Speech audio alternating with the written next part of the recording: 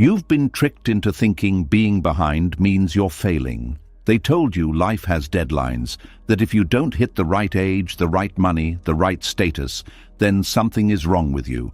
But if that were true, why do so many people who look ahead still feel lost? Why do so many people who made it still wake up heavy, still feel empty, still feel like they're running without arriving? The truth is, you are not behind. You are just comparing your real life to an imagined timeline, and that timeline was never yours to carry. Buddhist wisdom has been exposing this illusion for thousands of years. It teaches that life is not a straight line, it is an unfolding. It moves in seasons, it moves in cycles, it moves in waves, and patience is not waiting, it is power. It is the calm strength to keep moving without forcing outcomes, without panicking, without breaking yourself just to prove something to people who are not living your life. Tonight, as you listen, something will start to soften. The pressure in your chest will ease, the noise in your head will slow down, and the part of you that feels rushed will finally breathe again. You'll start to see that your pace is not a problem, your path is not late, and your timing is not wrong. It is simply yours. This isn't just another video for comfort. This is a reset of how you measure your life. Are you ready? Let's begin. If you stayed this far, a part of you already knows something never felt right about the way life was explained to you. The pressure, the silent panic, the feeling that time is chasing you instead of walking with you. So now we slow everything down and look at the belief that created that pressure in the first place. There is a quiet grief that comes from believing you are late to your own life. It sits in your chest when birthdays pass, when you see others reaching milestones, when another year ends and you feel like you did not move fast enough. No one teaches you how heavy that invisible clock can become. You were told time is a straight road, that everyone starts at the same place and moves forward at the same speed, that success is simply a matter of keeping up. But nothing in existence actually works that way. Look at nature closely and you will see no straight lines. The seasons repeat, the moon cycles, day turns into night and back again. Even your breath is not linear, it rises and falls. If life were truly a race, winter would be a failure because it produces nothing visible. Yet winter is when the soil restores itself. It is when roots deepen in silence. Without it, spring would never arrive. Your life moves the same way, through visible seasons and invisible ones, through periods of expansion and periods of quiet rebuilding. The Western obsession with timelines created a silent form of suffering because it turned time into a measuring stick instead of a living process. You were taught to ask, how far, how fast, how soon. Rarely were you taught to ask how deeply. When you measure your life only by speed, you miss the meaning of the slow parts. You start to see rest as weakness, uncertainty as failure, and redirection as falling off track. But what if there was never a single track to begin with? Buddhist thought does not see life as a straight path from beginning to end. It sees existence as cyclical, a continuous unfolding where lessons return in new forms until they are understood. You may think you are going backward when a familiar struggle appears again, but in reality, you are meeting it with new awareness. It is the same storm, but you are not the same person standing in the rain. What feels like repetition is often refinement. Consider how emotional growth happens. You do not overcome fear once and for all. You meet it at different stages of your life, each time with more wisdom than before. The fear of rejection in your 20s is not the same as the fear of irrelevance later on. The situation changes, the stakes change, but the lesson underneath remains connected. This is what makes life spiral rather than march forward. You return, but at a higher level of understanding. The illusion of linear time also creates the belief that there is a correct order for experiences. Study first, then career, then stability, then fulfillment. When life deviates from this order, Panic begins, but fulfillment often comes before stability. Clarity sometimes arrives after chaos. Many people find their purpose only after losing everything that once defined them. These reversals are not mistakes. They are part of the spiral. When you release the need for life to move in a straight line, you stop interpreting detours as disasters. Losing a job becomes a redirection. Ending a relationship becomes space for a different kind of connection. Periods of confusion become incubation rather than evidence of failure. The story changes from "I am behind" to "I am in a different phase." There is also a hidden arrogance in the belief that life should follow your schedule. It assumes you know the perfect timing for everything, that you can see the entire path from your current position. But you are standing inside the painting trying to judge the whole picture. What feels delayed may be protection. What feels like stagnation may be preparation. What feels like loss may be clearing space for something you could not have received earlier. Think about skills that take years to develop. Patience, emotional regulation, self-awareness, resilience.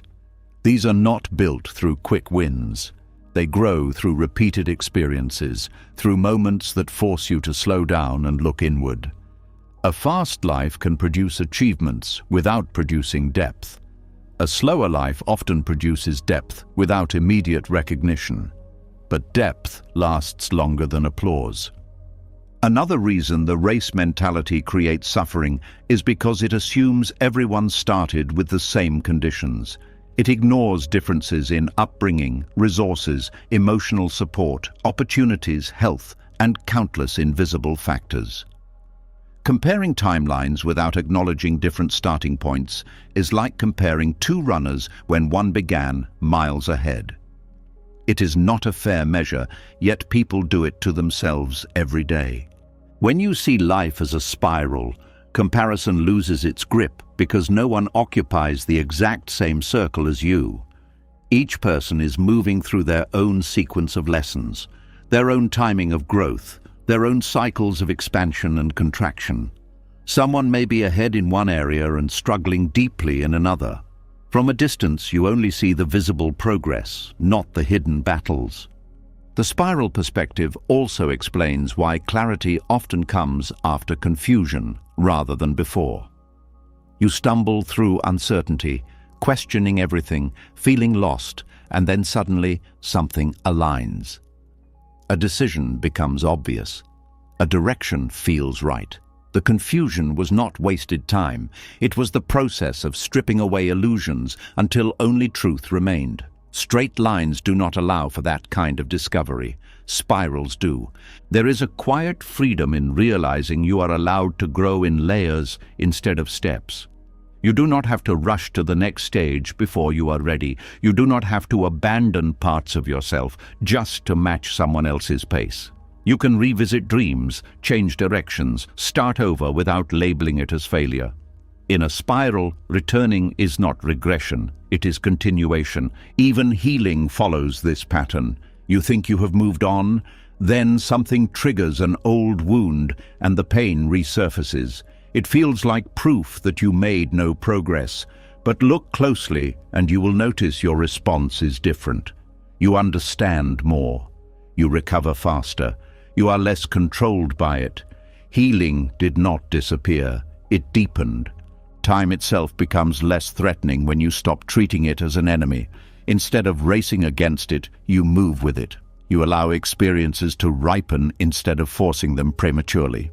Just as fruit picked too early lacks sweetness, decisions made under panic often lack wisdom. Patience is not delay, it is timing. This shift in perspective does not remove ambition or desire. It simply removes desperation. You can still pursue goals, build a life, create meaning, but without the constant fear that you are running out of chances. You stop living as if there is a stopwatch counting down your worth. You start living as if each moment is part of a larger unfolding you do not need to control. There will still be days when doubt returns, when you question your pace, your direction, your choices. That is part of the human experience. But now there is another voice inside you, quieter but steadier, reminding you that growth is not always visible, that timing is not always logical, that your life is not a straight road you failed to follow, but a spiral still forming beneath your feet. And once you truly see this, something changes. The urgency softens, the shame loosens its grip. You begin to trust that even now, especially now, your life is moving exactly as it needs to, not rushed, not late, just unfolding. From this place, patience stops feeling like something you force and starts feeling like something you understand. Even after understanding that your life is not a race, the feeling of being behind can still sneak in quietly. Because the pressure was never only about time. It was about desire. About the silent urge that keeps scanning other people's lives and asking, why not me? So now we go deeper, past the illusion of timelines, into the force that keeps the comparison alive, even when you know better. There is a subtle discomfort that appears the moment you see someone doing well in an area where you feel uncertain. It is not always loud jealousy. Sometimes it is just a tightening in your chest, a sudden drop in your mood, a quiet thought that says you should have been there by now. This reaction feels automatic, almost physical, as if something inside you moved without permission. That movement has a name in Buddhist teaching. It is called tanha, the restless craving that keeps the mind searching, grasping, measuring, never fully satisfied with what is already present. Craving is often misunderstood as wanting material things, but its deeper form is the hunger for identity, the need to feel significant, secure, admired, validated. When you see someone else progressing, it threatens the identity you hope to build for yourself. Their success becomes evidence that you are falling short of a standard you never consciously agreed to, yet somehow feel bound by. This is how comparison begins. Not because others are ahead, but because craving whispers that their progress reduces your worth. The mind then creates a scoreboard. It starts assigning points to achievements, relationships, income, lifestyle, recognition. It tallies invisible numbers all day long. Someone gets married, they gain points. Someone travels the world, more points. Someone buys a house, even more. Meanwhile, your own experiences are discounted because they do not match the categories the scoreboard values. Quiet growth, emotional healing, internal clarity, these do not count in a system built on visible outcomes. This mental scoreboard is exhausting because it never closes. Even when you achieve something, the numbers shift. Someone else reaches a new milestone, and suddenly your victory feels smaller. You can never win a game where the rules change based on other people's lives. Craving ensures that satisfaction is always temporary. It feeds on the next comparison before you can fully experience peace. Social media intensified this habit by turning life into a continuous highlight reel. You are exposed to carefully curated moments of success without context, without struggle, without the ordinary days that make those moments meaningful. The mind forgets that you are comparing your full reality to someone else's selected fragments. Craving fills in the gaps with assumptions, turning incomplete information into proof of your inadequacy. But even without screens, comparison existed long before technology. It lives in conversations, in family expectations, in cultural narratives about what a successful life should look like. You grow up hearing certain milestones repeated so often, they become internal commands. By a certain age, you should be settled, accomplished, stable. When reality does not match those expectations, craving interprets the difference as failure rather than variation. What makes craving particularly painful is that it disguises itself as motivation. It tells you that dissatisfaction will push you forward, that discomfort is necessary for growth. But craving-driven action is fueled by fear, not clarity. It pushes you to chase goals that may not even belong to you. simply because achieving them promises relief from the feeling of being behind. When you finally reach them, the relief is brief because the underlying craving remains untouched. Buddhist wisdom teaches that craving is endless by design. It is not meant to be satisfied. It is meant to keep you running. The mind believes that once it obtains the next thing, peace will follow. But peace cannot coexist with a mind that constantly measures itself against others. As long as the scoreboard exists, there will always be someone ahead in some category. There will always be a new standard to chase. Letting go of comparison does not mean losing ambition. It means changing the source of your effort. Instead of moving from fear of being left behind, you move from curiosity about what genuinely matters to you. Goals chosen from clarity feel different. They do not carry urgency born from panic. They carry steadiness. You pursue them because they align with your values, not because they protect your ego. Another layer of craving is the desire for certainty. You want assurance that your path will lead somewhere meaningful, that your effort will not be wasted, that your patience will pay off. When you see others progressing visibly, it seems like proof that their direction is correct and yours is uncertain. This creates anxiety, which the mind tries to resolve by pushing you toward whatever looks most secure or socially approved. But certainty gained through imitation often leads to quiet dissatisfaction later, because you built your life around someone else's blueprint. Craving also narrows your attention. It makes you focus on what you lack rather than what you have developed. You overlook the skills you gained, the resilience you built, the insights you earned through difficult experiences. These forms of growth are invisible to the scoreboard, yet they shape your future more than any external milestone. When craving dominates, gratitude becomes difficult because the mind is always scanning for the next deficiency. There is freedom in recognizing that comparison is not a natural law, but a habit. Habits can be unlearned. The first step is awareness, noticing the moment your mind begins to measure your life against someone else's. Instead of following the thought, you pause and observe it. You see how quickly it escalates, how it constructs stories about your inadequacy without evidence.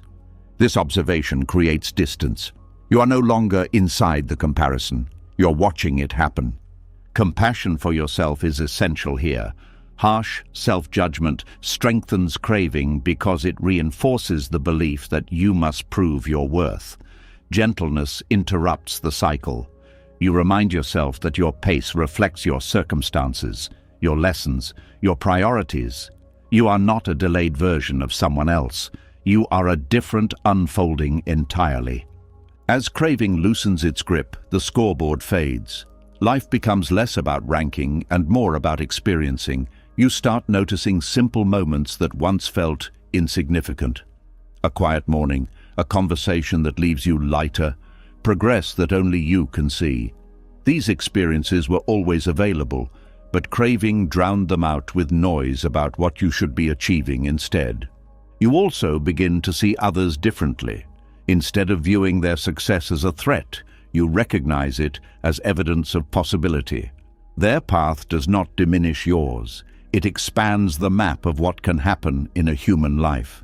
Envy transforms into information. It shows you what resonates with you, what desires you have not yet acknowledged, what directions might bring fulfillment if pursued from authenticity rather than comparison. This shift takes time because craving is deeply rooted.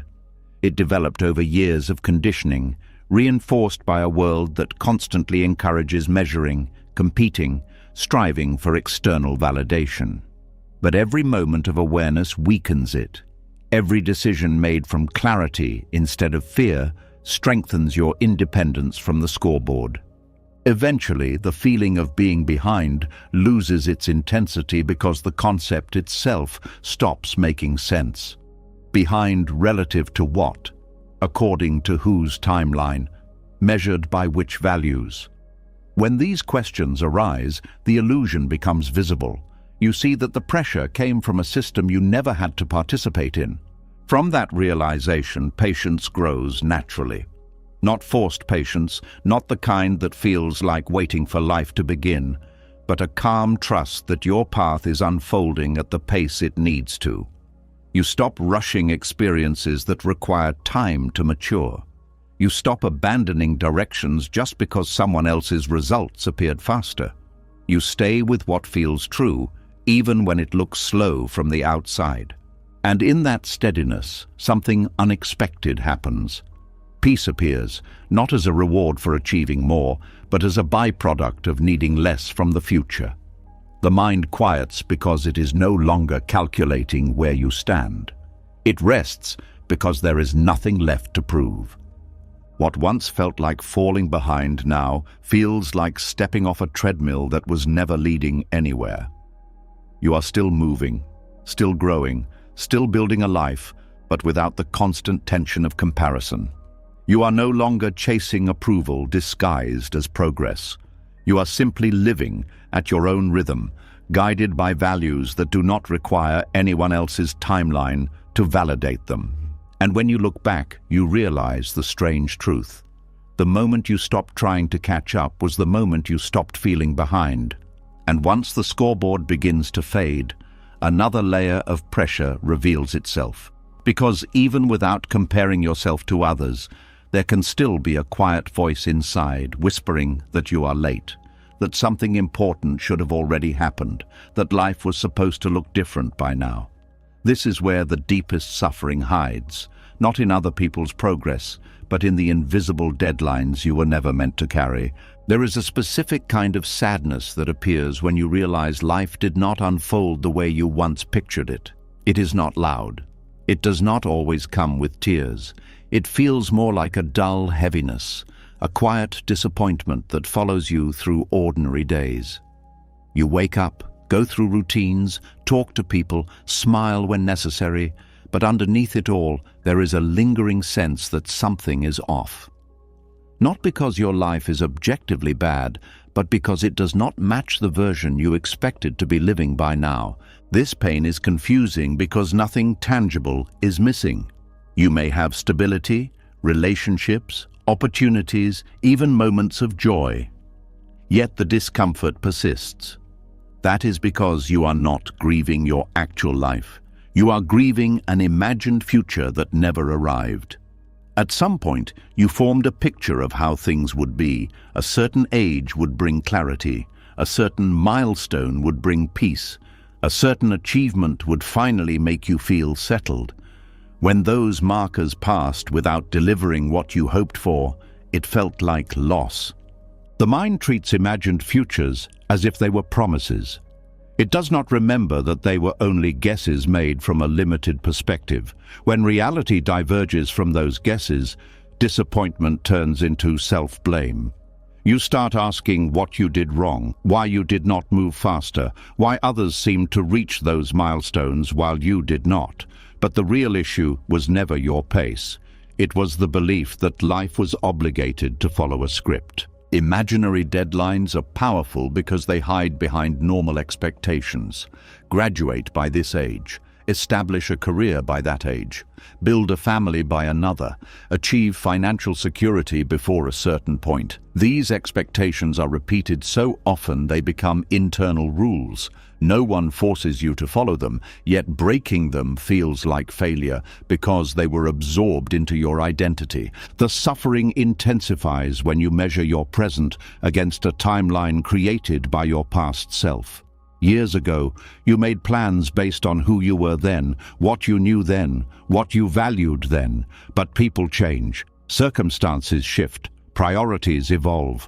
Holding yourself accountable to an outdated version of your vision is like forcing a grown tree to fit into the shape of the seed it once was. There is also a hidden cruelty in how the mind remembers those expectations. It edits out the uncertainty you felt when you first created them. It forgets the fear, the confusion, the lack of information. It presents the imagined future as if it were always realistic, always attainable, always within your control.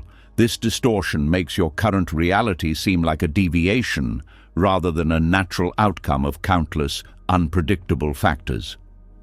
Buddhist wisdom points out that suffering often comes not from reality itself, but from resistance to reality. The gap between what is and what you believed should be becomes the source of pain.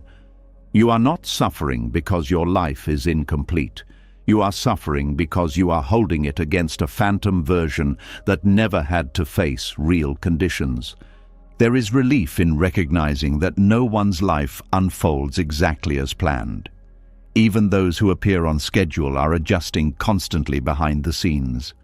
Plans are revised, goals are abandoned, new desires emerge. The illusion of certainty exists only in hindsight, when people reshape their stories to look coherent. In the present, everyone is navigating uncertainty, even if they hide it well. Another layer of this suffering comes from the belief that time lost cannot be recovered. You look at years that did not produce visible achievements and label them wasted. But growth does not always leave external evidence. Some years are spent developing emotional strength, learning boundaries, healing wounds, gaining perspective. These changes do not show up on resumes or social media posts, yet they alter the direction of your life in ways you will only understand later. The idea of wasted time assumes that every moment must produce measurable progress. It ignores the role of reflection, rest, and recalibration. A field left fallow for a season is not wasted land. It is preparing for future harvest. In the same way, periods where nothing seems to move forward can be quietly rebuilding your capacity for what comes next. Imaginary deadlines also create urgency that leads to rushed decisions. When you believe you are late, you may choose paths out of fear rather than alignment. You accept opportunities that do not fit, enter relationships that are not right, commit to directions that feel heavy instead of meaningful. Later, these choices create new forms of dissatisfaction, reinforcing the belief that you are falling further behind.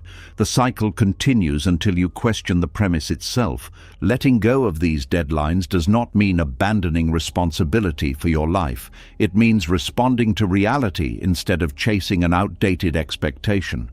You start making decisions based on who you are now, not who you thought you would be. This shift reduces regret, because your actions align with your present truth rather than with an imagined version of success. There is also freedom in accepting that life's timing is influenced by factors beyond personal control. Economic conditions, health, family dynamics, chance encounters, unexpected losses all shape the path in ways no plan could anticipate. Recognizing this does not remove accountability, but it softens the harsh judgment you place on yourself for outcomes that were never entirely in your hands. The story of where you should be often comes from observing others who appear to have reached certain milestones earlier. But their journey is filtered through your assumptions. You do not see the sacrifices they made, the trade-offs they accepted, the struggles they endured privately. You are comparing your full experience to their visible highlights, then concluding that you missed your chance. When the mind stops clinging to these stories, the present becomes less threatening. You begin to notice what is actually available to you now instead of what you believe should have been achieved already. Opportunities that once seemed insignificant start to feel meaningful because they are no longer overshadowed by an imagined future. There is a quiet dignity in meeting your life where it is rather than where you expected it to be. You stop negotiating with the past. You stop replaying alternative scenarios that only deepen regret. You turn your attention to what can still be created, learned, experienced. This does not erase disappointment, but it transforms it into information instead of a verdict. Over time, you realize that the deadlines you feared missing were never fixed points. They were flexible ideas that hardened into perceived obligations.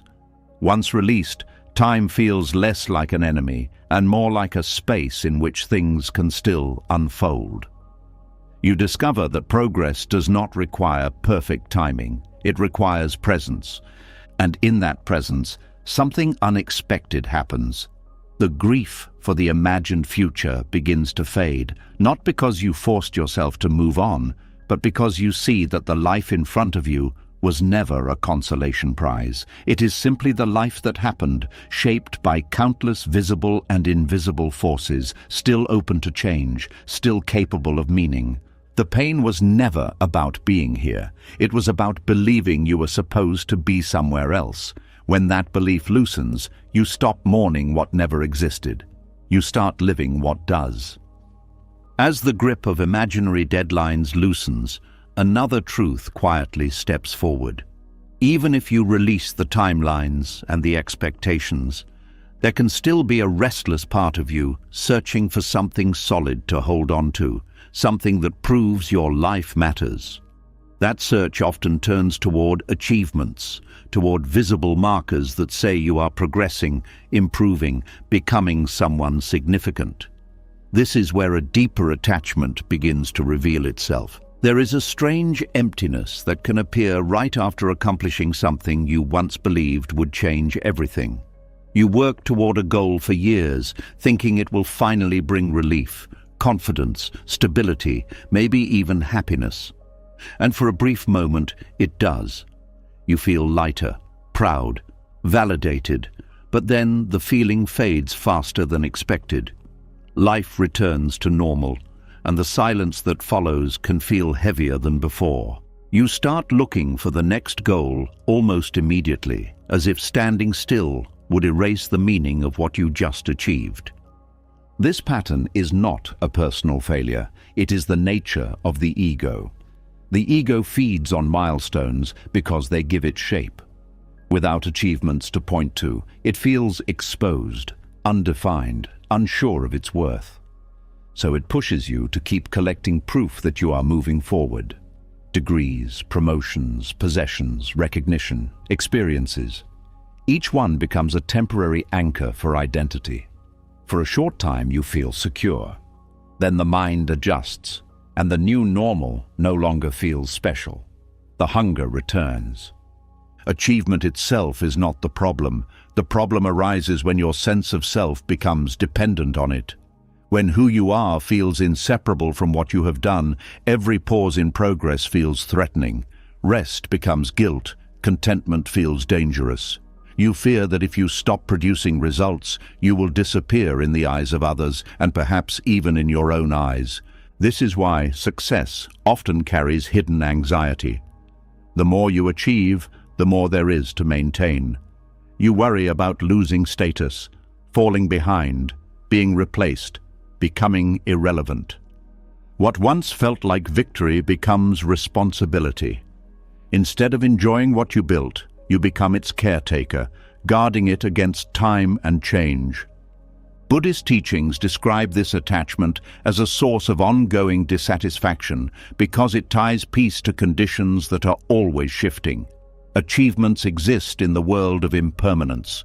Markets change, trends shift, recognition fades, physical abilities decline, roles evolve. When identity is built on something unstable, stability becomes impossible.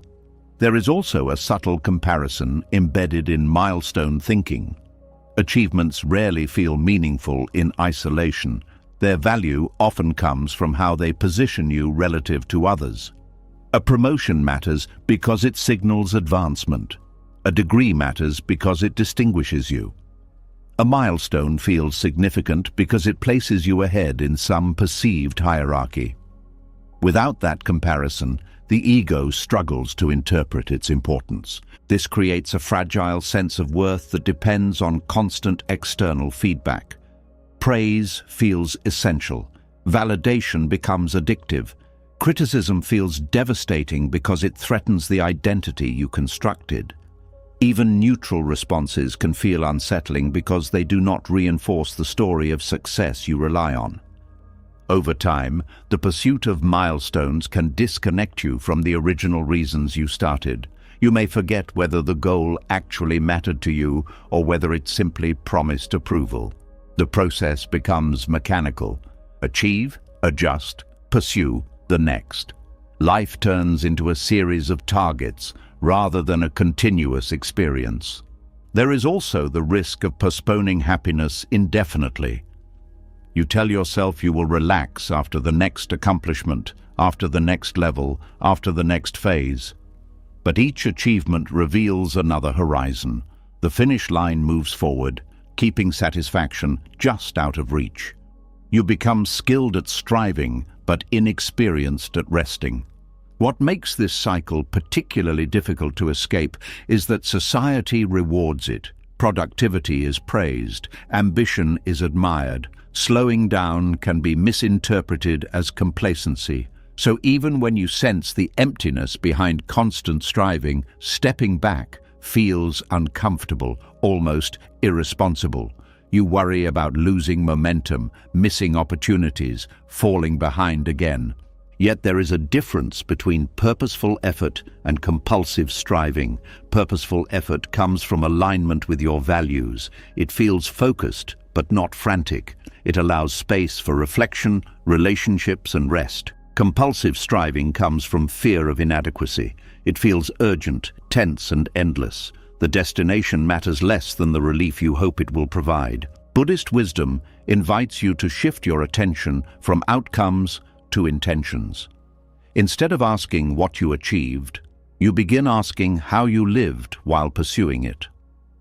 Were you present or constantly rushing? Were you connected to others or isolated in your pursuit? Did the process enrich you or drain you? These questions redefine success in a way that does not depend on milestones. When identity is no longer tied to accomplishments, achievements can be enjoyed without pressure. They become expressions of your abilities rather than proof of your worth. You can celebrate them without fearing their loss because they do not hold your sense of self together. You remain steady whether progress is visible or not. Another unexpected change occurs. You start noticing aspects of life that were overshadowed by constant striving. Simple moments gain significance. Conversations feel deeper. Creativity becomes playful instead of performance-driven. You discover forms of fulfillment that do not require recognition or comparison. There is also greater resilience when things do not go as planned. Failure no longer threatens your identity because your identity is not built on success alone. Setbacks become information rather than verdicts. You adapt instead of collapsing into self-doubt. This flexibility allows growth without the emotional volatility that comes from attaching self-worth to results. Letting go of the ego's addiction to milestones does not mean abandoning goals. It means holding them lightly. You pursue what matters without believing it will complete you. You allow achievements to enrich your life without demanding that they define it. This balance creates a quieter kind of confidence, one that does not depend on constant reinforcement. Over time, you realize that peace was never waiting at the finish line. It was available in the way you walked the path, the moments you were fully present, the times you acted with integrity, the connections you nurtured, the awareness you cultivated. These experiences cannot be taken away because they do not rely on external markers. The strange irony is that when you stop chasing milestones for validation, your actions often become more effective. Without the pressure of proving yourself, your attention sharpens. You make decisions based on clarity rather than fear. Creativity flows more freely because it is not constrained by the need to impress. Eventually, the question shifts from what have I accomplished to who am I becoming? This question opens space for growth that is not limited to measurable outcomes. It values qualities like patience, compassion, wisdom, courage, presence. These cannot be displayed on a scoreboard, yet they shape the depth and meaning of your life. You begin to see that a person can accumulate countless achievements and still feel incomplete if they never learned how to be at peace with themselves. And another person can live a simple life, with few visible milestones, yet carry a quiet contentment that cannot be shaken. The difference lies not in what they did, but in what they attached their identity to. As this understanding settles in, the need to constantly prove yourself starts to dissolve. You move through life with intention rather than urgency.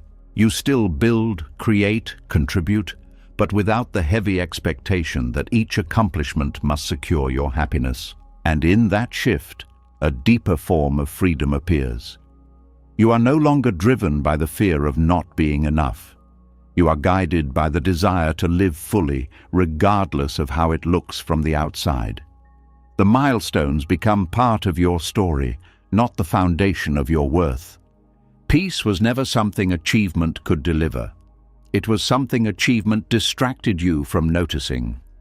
When the need to prove yourself begins to loosen, something unexpected becomes visible. You start noticing that life has been unfolding on its own rhythm the entire time, independent of your urgency, independent of your fears. There is a quiet intelligence moving beneath the surface, arranging encounters, delays, opportunities, and pauses in ways you could never fully control. This is where the idea of timing stops feeling random and starts feeling meaningful. There is a particular kind of confusion that appears when you see someone else receiving something you have been working toward for years. It can feel unfair, disorienting, even discouraging. You wonder what they did right, what you did wrong, why their path opened while yours remained uncertain. It is easy to conclude that life is inconsistent or that effort does not matter. But this reaction comes from assuming that all growth follows the same schedule. In Buddhist understanding, causes and conditions shape outcomes in ways that are too complex to measure from the outside.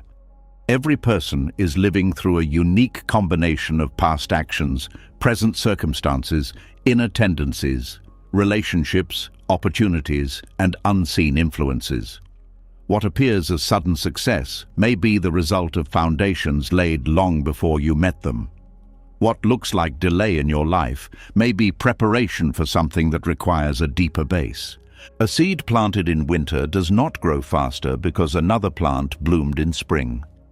Each seed responds to its own conditions. Some require darkness before they can sprout.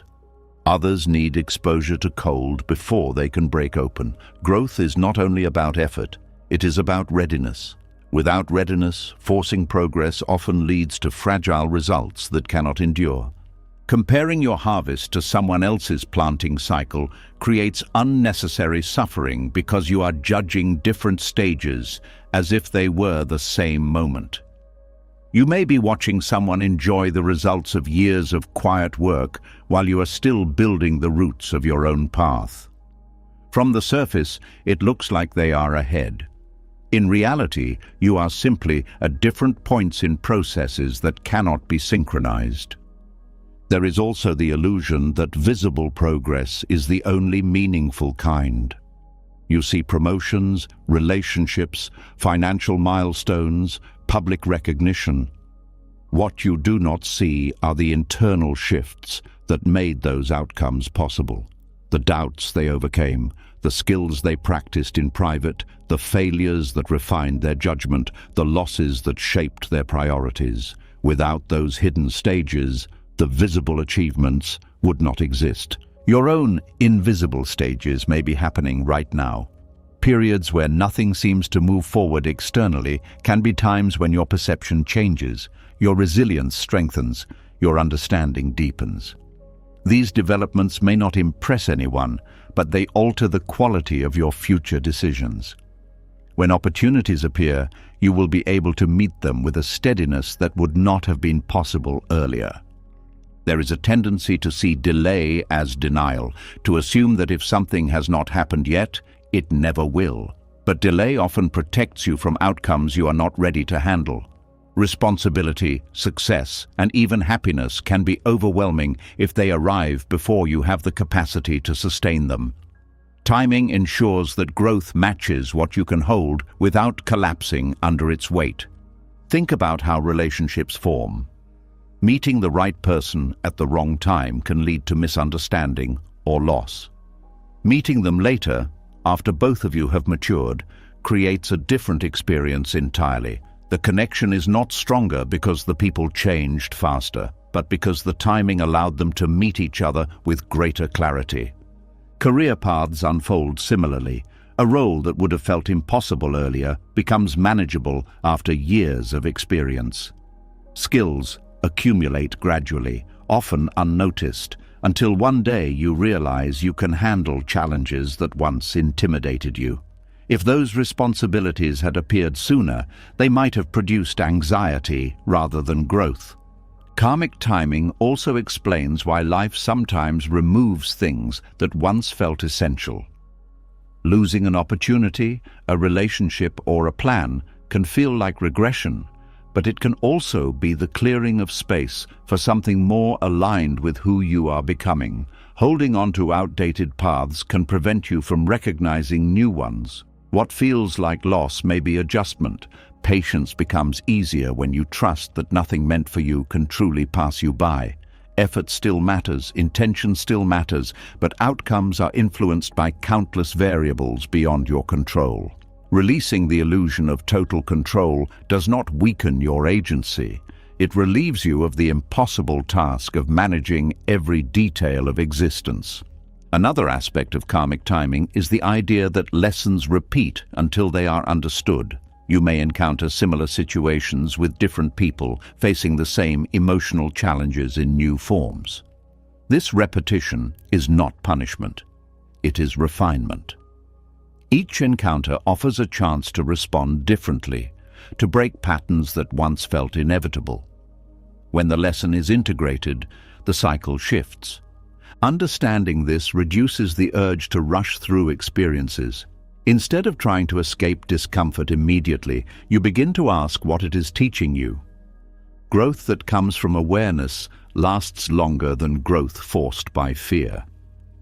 You stop seeing challenges as obstacles to your timeline and start seeing them as parts of your development. There is also compassion in recognizing that everyone's path includes unseen struggles. The person you think is ahead may be facing difficulties you would not want to trade places with. Success in one area does not guarantee peace in another.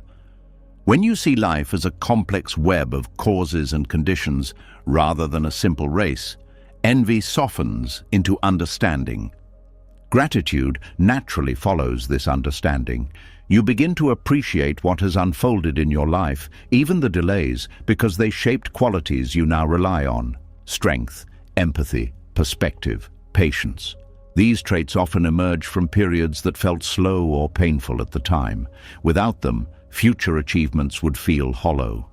Trusting timing does not mean passivity. It means participating fully in the present while releasing the demand that everything align with your expectations.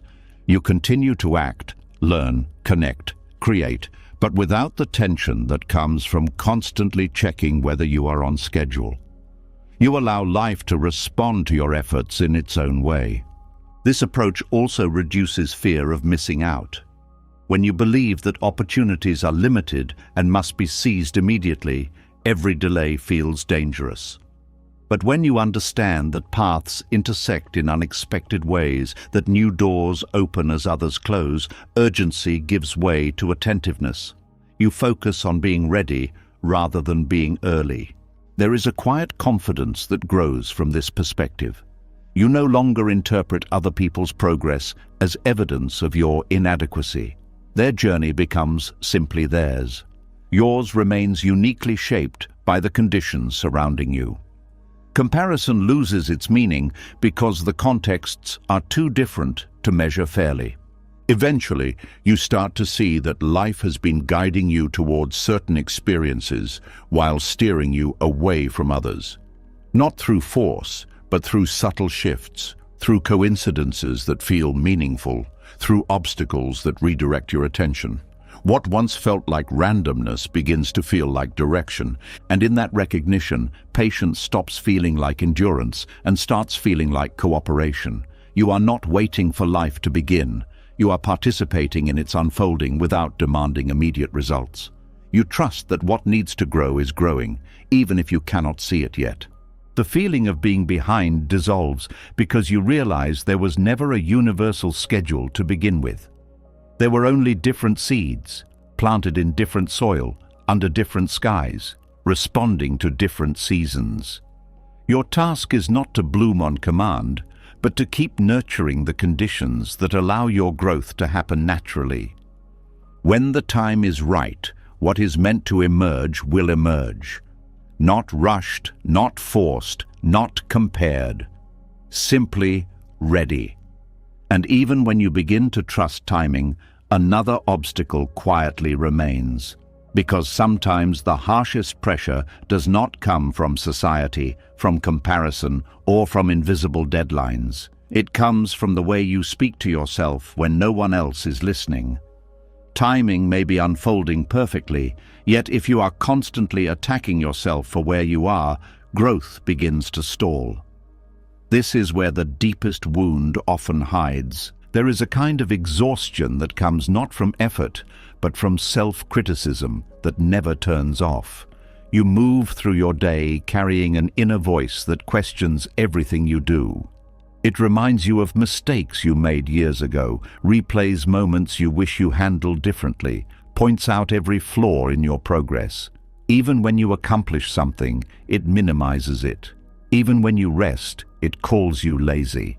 This voice feels like discipline at first, like it is trying to keep you accountable. But over time, it becomes a source of quiet violence. Self-rejection is rarely dramatic. It does not always sound like hatred. Often it sounds reasonable, even logical. It says you should be better by now, that others are handling life more gracefully, that your struggles are evidence of weakness. It convinces you that being hard on yourself will push you forward, that kindness would only make you complacent. But what it actually does is drain the energy needed for change. When you constantly fight yourself, your mind becomes a battleground instead of a place of clarity. Every decision feels heavier because it is filtered through fear of judgment. You hesitate to try new things because failure would confirm the negative beliefs you already hold. You delay action because you expect disappointment. Progress slows not because you lack ability, but because you lack safety within your own mind. Buddhist teachings describe compassion not as softness, but as wisdom. Compassion recognizes suffering without amplifying it. It understands that pain does not disappear through punishment. Just as a wound heals faster when treated gently rather than struck repeatedly, the mind recovers faster when met with understanding rather than hostility. Harsh self-judgment often originates from the belief that your worth is conditional, that you must earn acceptance through performance, improvement, perfection. If you fail, you lose permission to feel okay. This belief turns life into a constant test, where even small mistakes feel catastrophic because they threaten your sense of belonging. But compassion shifts the foundation entirely. Instead of earning acceptance, you start from it. You acknowledge that being human includes confusion, fear, inconsistency, growth through error. You stop treating imperfection as evidence of failure and start seeing it as the raw material of development. This shift does not remove responsibility. It changes the emotional climate in which responsibility operates. When you accept yourself, you are more willing to look honestly at what needs to change because you are not defending against shame. You can admit weaknesses without collapsing into self-hatred. You can learn without feeling exposed. There is also a practical advantage to compassion. It preserves energy. Self-criticism consumes mental resources that could be used for creativity, problem-solving, and action. When that energy is no longer wasted on internal conflict, momentum becomes easier. You move forward because you want to grow, not because you are trying to escape your own disapproval. Another effect of self-rejection is that it narrows your identity. You start defining yourself by your worst moments, your slowest periods, your most visible flaws. You forget the complexity of who you are, the strengths you developed, the kindness you showed, the resilience you demonstrated. Compassion restores perspective.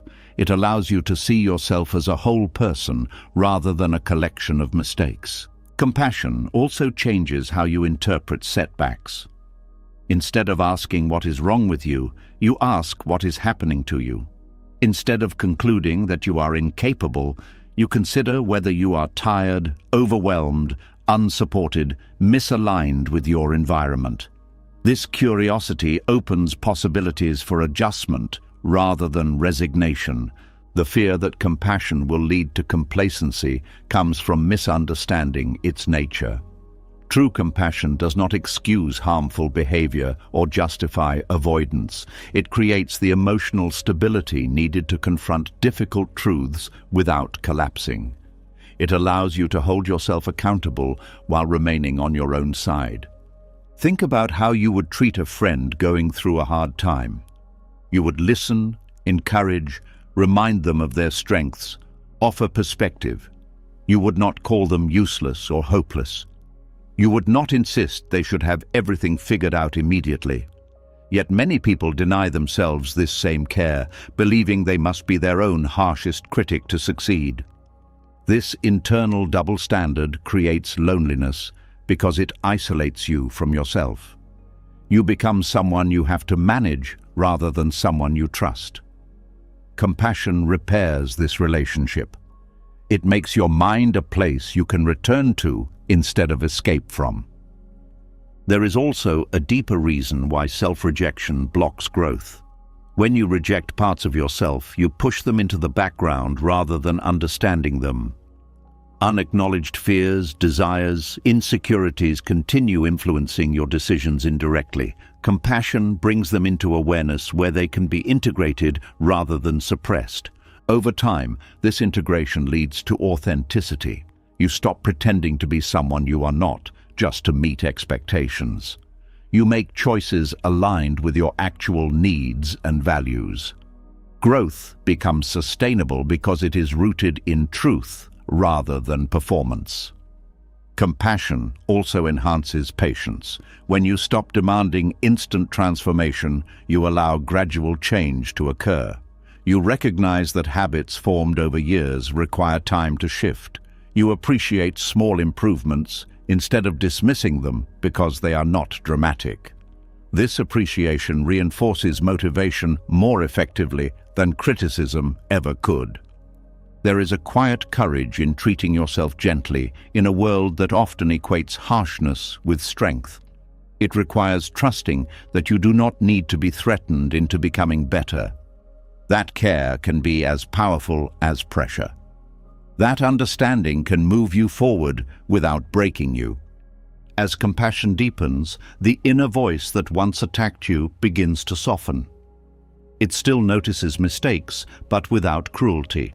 It still encourages growth, but without panic. It becomes a guide rather than a tyrant. You start feeling supported from within, which changes how you face external challenges. This inner support also reduces dependence on validation from others. When you are no longer at war with yourself, approval becomes pleasant but not essential. Criticism becomes information rather than a verdict. You remain steady because your foundation does not rely on external opinions. Eventually, you realize that the violence of self-rejection was never helping you move faster. It was keeping you stuck in cycles of shame and avoidance. Compassion, on the other hand, creates space for honest effort, for learning, for resilience. It does not remove difficulty, but it removes the additional suffering you were adding to it. And in that space, growth resumes naturally. Not forced, not frantic, not driven by fear, but guided by a quiet determination that comes from knowing you are allowed to evolve at your own pace. You stop trying to outrun your imperfections and start walking alongside them, transforming them gradually through awareness and care. This is how compassion becomes momentum, not as comfort that keeps you still, but as stability that allows you to move without breaking. As compassion begins to replace harshness, you may notice a subtle shift inside you. The pressure softens, the urgency eases, and for a moment it feels like you can finally rest. But then another habit appears, quieter than self-criticism, yet just as powerful. The tendency to push peace into the future, to believe that calm will come later, after one more problem is solved, after one more goal is reached. This is where anxiety quietly rebuilds itself, even in a kinder mind. There is a sentence many people repeat without realizing how much it controls them. It sounds harmless, almost hopeful. I will be okay when things settle down. I will relax when I finish this phase. I will feel secure when I reach that milestone. On the surface, it sounds like patience. In reality, it is postponement. It trains your mind to believe that peace is conditional, something you earn after life becomes perfect. The problem is that life never reaches that perfect state. As soon as one challenge fades, another appears. Responsibilities shift. New uncertainties replace old ones. Conditions change faster than expectations can keep up, so the moment you thought would finally allow you to breathe keeps moving forward, always just out of reach. You end up living in a constant state of preparation for a future that never stabilizes. This creates a quiet tension in everyday life. Even during calm moments, part of your mind remains alert, scanning for what still needs to be fixed before you can truly relax. Joy feels incomplete because it is overshadowed by unfinished tasks or unresolved worries. You sit with friends but think about work. You rest but feel guilty for not being productive. You achieve something but immediately focus on the next requirement. Future-based happiness turns the present into a waiting room. You are always about to live, about to enjoy, about to feel whole, but not yet. Days pass while you rehearse a life that supposedly begins later. Meanwhile, the actual life happening now becomes background noise. Buddhist teachings point out that anxiety thrives on this postponement because it keeps attention fixed on uncertainty. When happiness is placed in the future, your emotional state depends on events you cannot fully control. You worry about whether things will unfold as planned, whether obstacles will appear, whether you will be ready when the time comes. The mind tries to predict and manage outcomes, exhausting itself in the process. There is also a hidden fear beneath future-based thinking, the fear that if you allow yourself to feel okay now, you will lose motivation. That contentment will make you complacent, that without pressure, you will stop growing. So you withhold peace from yourself as a way to stay driven. You become both the taskmaster and the prisoner. But pressure is not the same as purpose. Pressure pushes you forward with urgency and fear. Purpose pulls you forward with clarity and meaning. One drains energy, the other generates it. When you rely on future happiness as motivation, you risk burning out before reaching the destination you were chasing. Another consequence of postponing peace is that it reduces resilience. If you believe you can only feel okay under ideal conditions, any disruption becomes overwhelming. You have not practiced stability in imperfect circumstances, so instability feels unbearable. Learning to access calm in the present, even when things are unfinished, strengthens your ability to handle whatever comes next. There is a quiet paradox here. Many of the goals people pursue are meant to reduce stress, yet the way they pursue them increases stress. They sacrifice well-being in the present for the promise of well-being later, not realizing that the habit of postponement will continue even after the goal is reached. Without addressing the mindset, new reasons to delay happiness will always appear. Future-based happiness also distorts how you experience progress. Instead of appreciating each step forward, you treat progress as insufficient until the final outcome arrives. This creates a sense of never being satisfied, even when life improves. Achievements feel hollow because they were never meant to be enjoyed on their own, only as gateways to the next stage. Relationships can suffer under this mindset as well. When your attention is constantly directed toward what is next, you may miss what is happening with the people around you. Conversations become shorter. Presence becomes fragmented. You may physically be there, but mentally somewhere else, rehearsing future scenarios instead of participating in the moment you share with others. Learning to experience happiness in the present does not mean ignoring problems or abandoning goals. It means recognizing that peace is a state you can cultivate alongside effort. You can work toward improvement without believing that your emotional well-being must wait until everything is resolved. This approach makes progress sustainable because it does not rely on crisis-level urgency. One way to shift out of the trap is to notice the language you use with yourself. Pay attention to how often you say when instead of now. I will relax when this is done. I will be proud when I reach that point. I will enjoy life when things are stable. Each statement reinforces the idea that your current state is not allowed to include peace.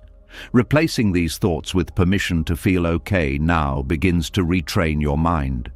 There is also value in recognizing that the future you are waiting for will eventually become another present moment.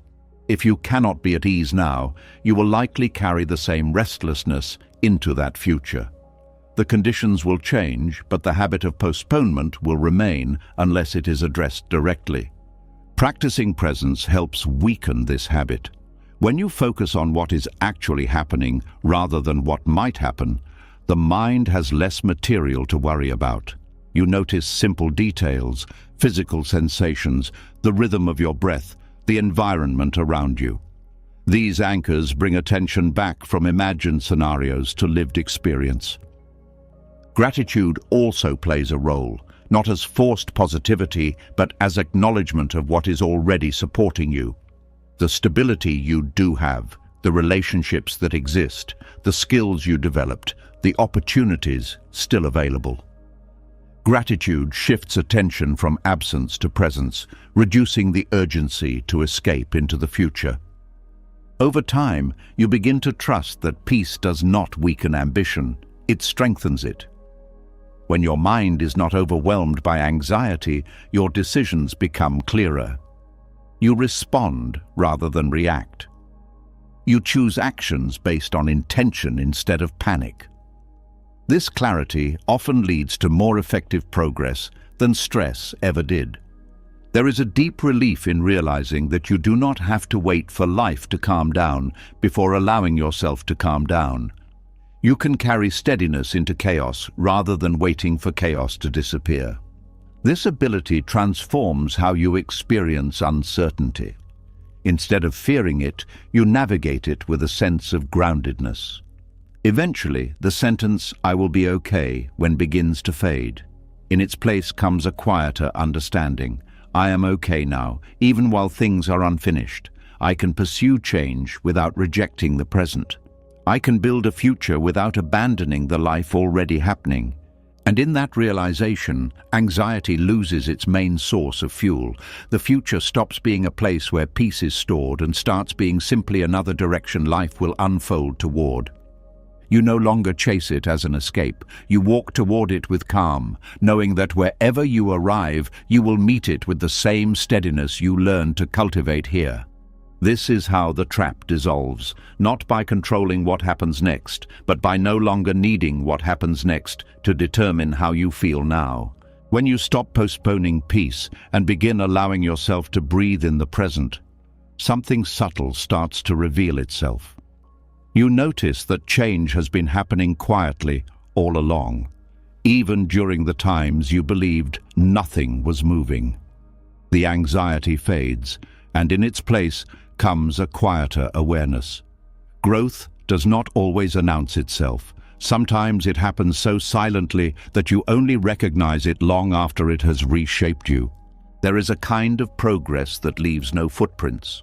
No celebration, no recognition, no dramatic moment where everything suddenly makes sense. It unfolds in small decisions, in habits you adjust, in reactions you choose not to have. On the outside, your life may look the same to others. Inside, entire landscapes are shifting, values are clarifying, boundaries are forming, old fears are loosening their grip. But because these changes do not produce visible results immediately, the mind is tempted to dismiss them as insignificant. This is why people often feel stuck even while they are evolving. The world tends to acknowledge only what can be seen and measured. Promotions, purchases, public achievements, milestones that fit neatly into narratives of success. Quiet resilience, emotional maturity, self-awareness, these rarely receive applause. Yet they determine the quality of everything else you build. Invisible progress often begins during the hardest periods of life. Times when plans fall apart, when certainty disappears, when you are forced to confront parts of yourself you once avoided. From the outside, it may look like stagnation or decline. From the inside, something essential is being reorganized. You are learning what matters, what does not, what you can endure, what you need to release. These realizations do not show up on timelines, but they alter your direction permanently. One of the most powerful forms of invisible growth is learning how to regulate your emotions. The first time you pause instead of reacting, no one may notice.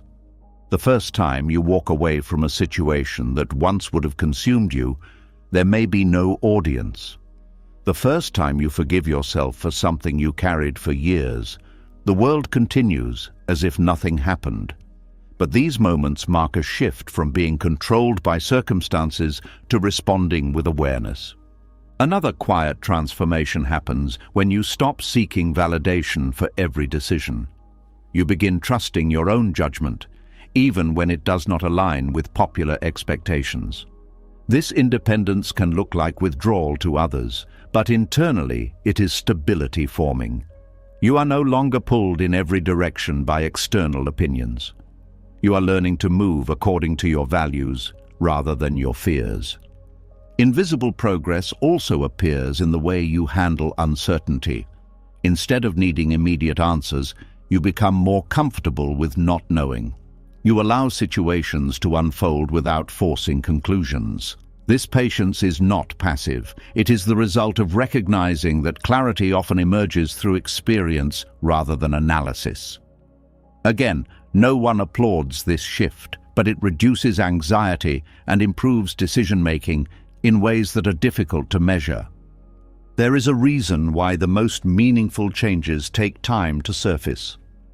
They involve rewiring patterns that developed over years. Habits of thought, emotional responses, coping mechanisms, beliefs about yourself and the world. These cannot be replaced overnight. They dissolve gradually as new ways of being are practiced repeatedly. During this process, there may be no visible evidence that anything is happening. Yet, beneath the surface, the foundation of your future is being rebuilt. Consider how physical strength develops. Muscles grow through tiny tears that repair stronger than before. The effort happens during training, but the growth occurs during rest, when nothing appears to be happening. Personal development works the same way. Periods of stillness often follow intense experiences, allowing integration to occur. Without these quiet phases, progress would remain superficial. Invisible growth can also be lonely because it changes how you relate to others. You may outgrow conversations that once felt comfortable. You may lose interest in dynamics that relied on your old patterns. This distance is not rejection, it is alignment shifting. You are becoming someone who no longer fits certain roles, even if others still expect you to play them. There is courage in continuing this path without external validation. It requires trusting that the work you are doing internally will eventually influence your external life, even if the connection is not immediate. Over time, the effects become visible through the quality of your relationships, the clarity of your choices, the calmness you bring into situations that once overwhelmed you. Invisible progress also prepares you for opportunities you cannot yet see. When change finally appears externally, It often seems sudden to others. They may call it luck or timing, unaware of the quiet preparation that made you ready. What they perceive as an overnight transformation was actually years of unseen effort accumulating beneath the surface. This understanding reduces the urge to rush. You stop demanding visible results as proof that your life is moving forward. You begin to respect the hidden phases as necessary parts of development. Just as roots grow before branches, inner stability forms before outer expansion. There is also peace in recognizing that not everything meaningful needs to be shared or displayed. Some experiences are valuable precisely because they are private. They belong to your internal world, shaping you in ways that do not require recognition. This privacy protects the authenticity of your growth from becoming another performance. Over time, you learn to measure progress differently. Instead of asking what changed around you, you ask what changed within you. Are you calmer than before, more honest, more patient, more compassionate, more resilient? These shifts may not impress anyone else, but they determine how you experience life. Invisible progress also deepens empathy. As you become aware of your own quiet struggles and gradual transformations, you start recognizing that others are likely carrying unseen battles as well. This softens judgment and increases understanding. You stop assuming that appearances reflect reality. Eventually, the need for applause fades because you realize that external recognition cannot capture the depth of internal change. You do not require proof from others to know that you are evolving. Your confidence comes from lived experience rather than validation, and in that quiet confidence, something powerful happens. You begin to move through life with less noise, less urgency, less need to explain yourself. You trust the process unfolding inside you, even when it cannot be summarized or displayed. What once felt like stagnation reveals itself as incubation. What once felt like invisibility becomes freedom from performance. You understand that the most important parts of your life are not the ones everyone sees, but the ones that shape who you become when no one is watching. This is the quiet power of growth without applause. It does not demand attention. It does not compete for recognition. It simply transforms you from the inside until one day you realize you are responding to life differently, thinking differently, feeling differently. The change is undeniable, even if no one can pinpoint when it happened. And when you look back, you see that the seasons you once doubted were the ones that built the strongest parts of you. Not through dramatic breakthroughs, but through steady, invisible progress that never needed permission to continue. And as you begin to recognize the depth of change happening quietly within you, another illusion starts to weaken. The belief that you were ever behind in the first place. Because once you see how much growth happens outside of public view, the idea of ranking lives against each other starts to feel strangely artificial. You begin to question the system that convinced you your worth could be measured by position, speed, or status. There is a quiet pressure many people carry that has no clear origin. A sense that life is structured like a race with invisible lanes, that everyone is supposed to move forward in a predictable order, that progress can be compared across completely different experiences. This pressure rarely comes from one person. It is absorbed over years from conversations, expectations, cultural narratives, and repeated images of what success is supposed to look like. Eventually, it becomes an internal voice that speaks as if it were truth. The mind creates hierarchies to simplify a complex world. It sorts people into categories based on achievements, wealth, relationships, education, appearance, influence. These categories create the illusion of order, as if life could be understood by ranking outcomes. But this structure ignores the vast differences in what people value, what they endure, and what they seek from existence. When you believe in these hierarchies, every interaction becomes a subtle evaluation. You compare yourself to strangers, friends, even family members.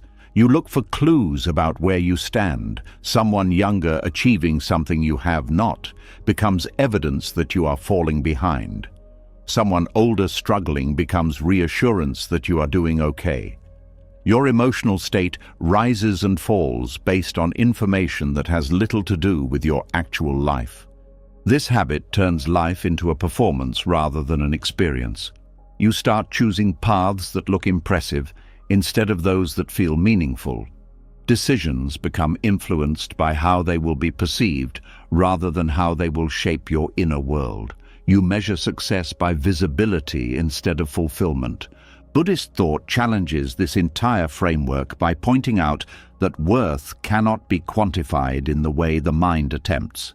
Each life is shaped by unique conditions that cannot be replicated or fairly compared. Judging one path against another is like comparing different species of trees and deciding which one is growing correctly. They are responding to different soil, different climates, different purposes. The myth of falling behind depends on the belief that there is a standard destination everyone should reach. But destinations vary as much as starting points. Some people prioritize stability, others creativity, others service, others exploration. These priorities lead to different rhythms of life. What looks like delay in one framework may be intentional pacing in another. The idea of lanes is particularly limiting because it suggests that deviation is failure. Changing careers, moving to a new place, redefining goals, taking time for healing, all become seen as detours rather than evolution. Yet these shifts often lead to deeper alignment than staying on a path chosen out of fear or expectation. There is also the illusion that progress is linear and permanent. You reach a milestone and believe it secures your place in the hierarchy. But life continues to move, roles change, circumstances shift. What once felt stable becomes uncertain. Hierarchies are constantly rearranging themselves, revealing their instability. If worth depends on position within them, it will always feel fragile. Another problem with ranking lives is that it reduces complex human experiences to single dimensions. A person may be financially successful but emotionally unfulfilled. Another may have strong relationships but struggle with career direction. Someone may appear confident while battling private doubts. No hierarchy can capture these nuances, yet the mind treats surface indicators as definitive. The pressure to keep up with imagined standards can also disconnect you from your own intuition. You begin ignoring what genuinely matters to you because it does not align with what is valued publicly. Over time, this disconnection leads to confusion. You achieve things that should feel satisfying but do not, because they were never rooted in your personal values. Letting go of the myth requires questioning assumptions that once felt unquestionable. Who decided what success looks like? Who benefits from maintaining these hierarchies? Are they designed to support human well-being or to maintain systems of competition and comparison? These questions open space for redefining your relationship with achievement and worth. When you step outside the ranking mindset, you start noticing diversity instead of hierarchy. Different ways of living, different definitions of fulfillment, different timelines of development. You see that people are not ahead or behind, just in different chapters of stories that cannot be synchronized. This perspective also brings relief from the need to constantly evaluate yourself. You no longer wake up scanning for signs of whether you are on track. You focus on what feels meaningful in the present rather than how your life appears from the outside. This shift reduces anxiety because it removes the need to maintain an image. Relationships change as well. Without the undercurrent of comparison, interactions become more genuine. You celebrate others' progress without interpreting it as commentary on your own. You offer support without feeling diminished. Connection replaces competition. There is also greater tolerance for uncertainty. When life is not viewed as a race, periods of transition lose their stigma. Being unsure about your direction becomes a phase rather than a flaw. Exploration becomes acceptable rather than risky. You allow yourself to grow through experience rather than through adherence to a predetermined plan. Over time, you may notice a quieter form of confidence emerging. It does not rely on outperforming others or meeting expectations. It comes from alignment between your actions and your values. This confidence is less visible but more stable because it is not threatened by external changes. The myth of falling behind dissolves further when you recognize that even the concept of time is interpreted differently across cultures and individuals. Some societies emphasize early achievement, others value maturity and experience. Some prize independence, others community. There is no universal clock, only varied perspectives on what matters and when. As this understanding deepens, the urgency to prove yourself fades. You stop trying to fit into categories that were never designed for you. You start shaping a life that reflects your unique combination of strengths, interests, and circumstances. This process may not look impressive to everyone, but it feels authentic. Authenticity replaces the need for approval because you are no longer performing for a ranking system. You are living in a way that makes sense to you, even if it confuses others. This independence can feel unfamiliar at first, but it becomes liberating over time. Eventually, the question of whether you are ahead or behind loses meaning entirely. There is only the question of whether you are living consciously, responding to life with awareness rather than reacting to pressure. Progress becomes internal rather than comparative. And in that shift, you discover something quietly radical. Life was never divided into lanes. There was no universal race, no official scoreboard, only individuals navigating their own paths, sometimes intersecting, sometimes diverging, always shaped by forces too complex to reduce to rankings. What once felt like falling behind now feels like stepping off an imaginary track. You are still moving, still growing, still building a life, but without the burden of proving your position. The pressure dissolves because the framework that created it no longer holds power over you. You realize that worth was never determined by speed or sequence. It was always present, waiting to be recognized once you stopped measuring yourself against illusions. When the illusion of rankings falls away, something unfamiliar appears in its place. A wide open space where you are no longer pushed by comparison or deadlines, yet not entirely certain what comes next. Freedom can feel disorienting when you are used to pressure guiding your steps. Without the urgency to catch up, you are left with uncertainty, and this is where a deeper form of strength is required. There is a quiet fear that surfaces when outcomes are unclear. The mind wants resolution, something definite to hold on to, a sign that everything will work out. When that certainty is missing, anxiety tries to fill the gap by forcing decisions, rushing timelines, or clinging to the first available solution just to escape the discomfort of not knowing. This impulse is often mistaken for action, but it is actually avoidance. It is an attempt to control what cannot yet be controlled. Patience, in its truest form, is the willingness to remain present in that uncertainty without collapsing into panic. It is not waiting passively for life to happen. It is staying grounded while life unfolds in ways you cannot predict. This requires emotional bravery because it means facing the unknown without the shield of immediate answers. Many people associate courage with dramatic actions, bold decisions, visible risks. But there is another kind of courage that receives little recognition. The courage to pause instead of reacting.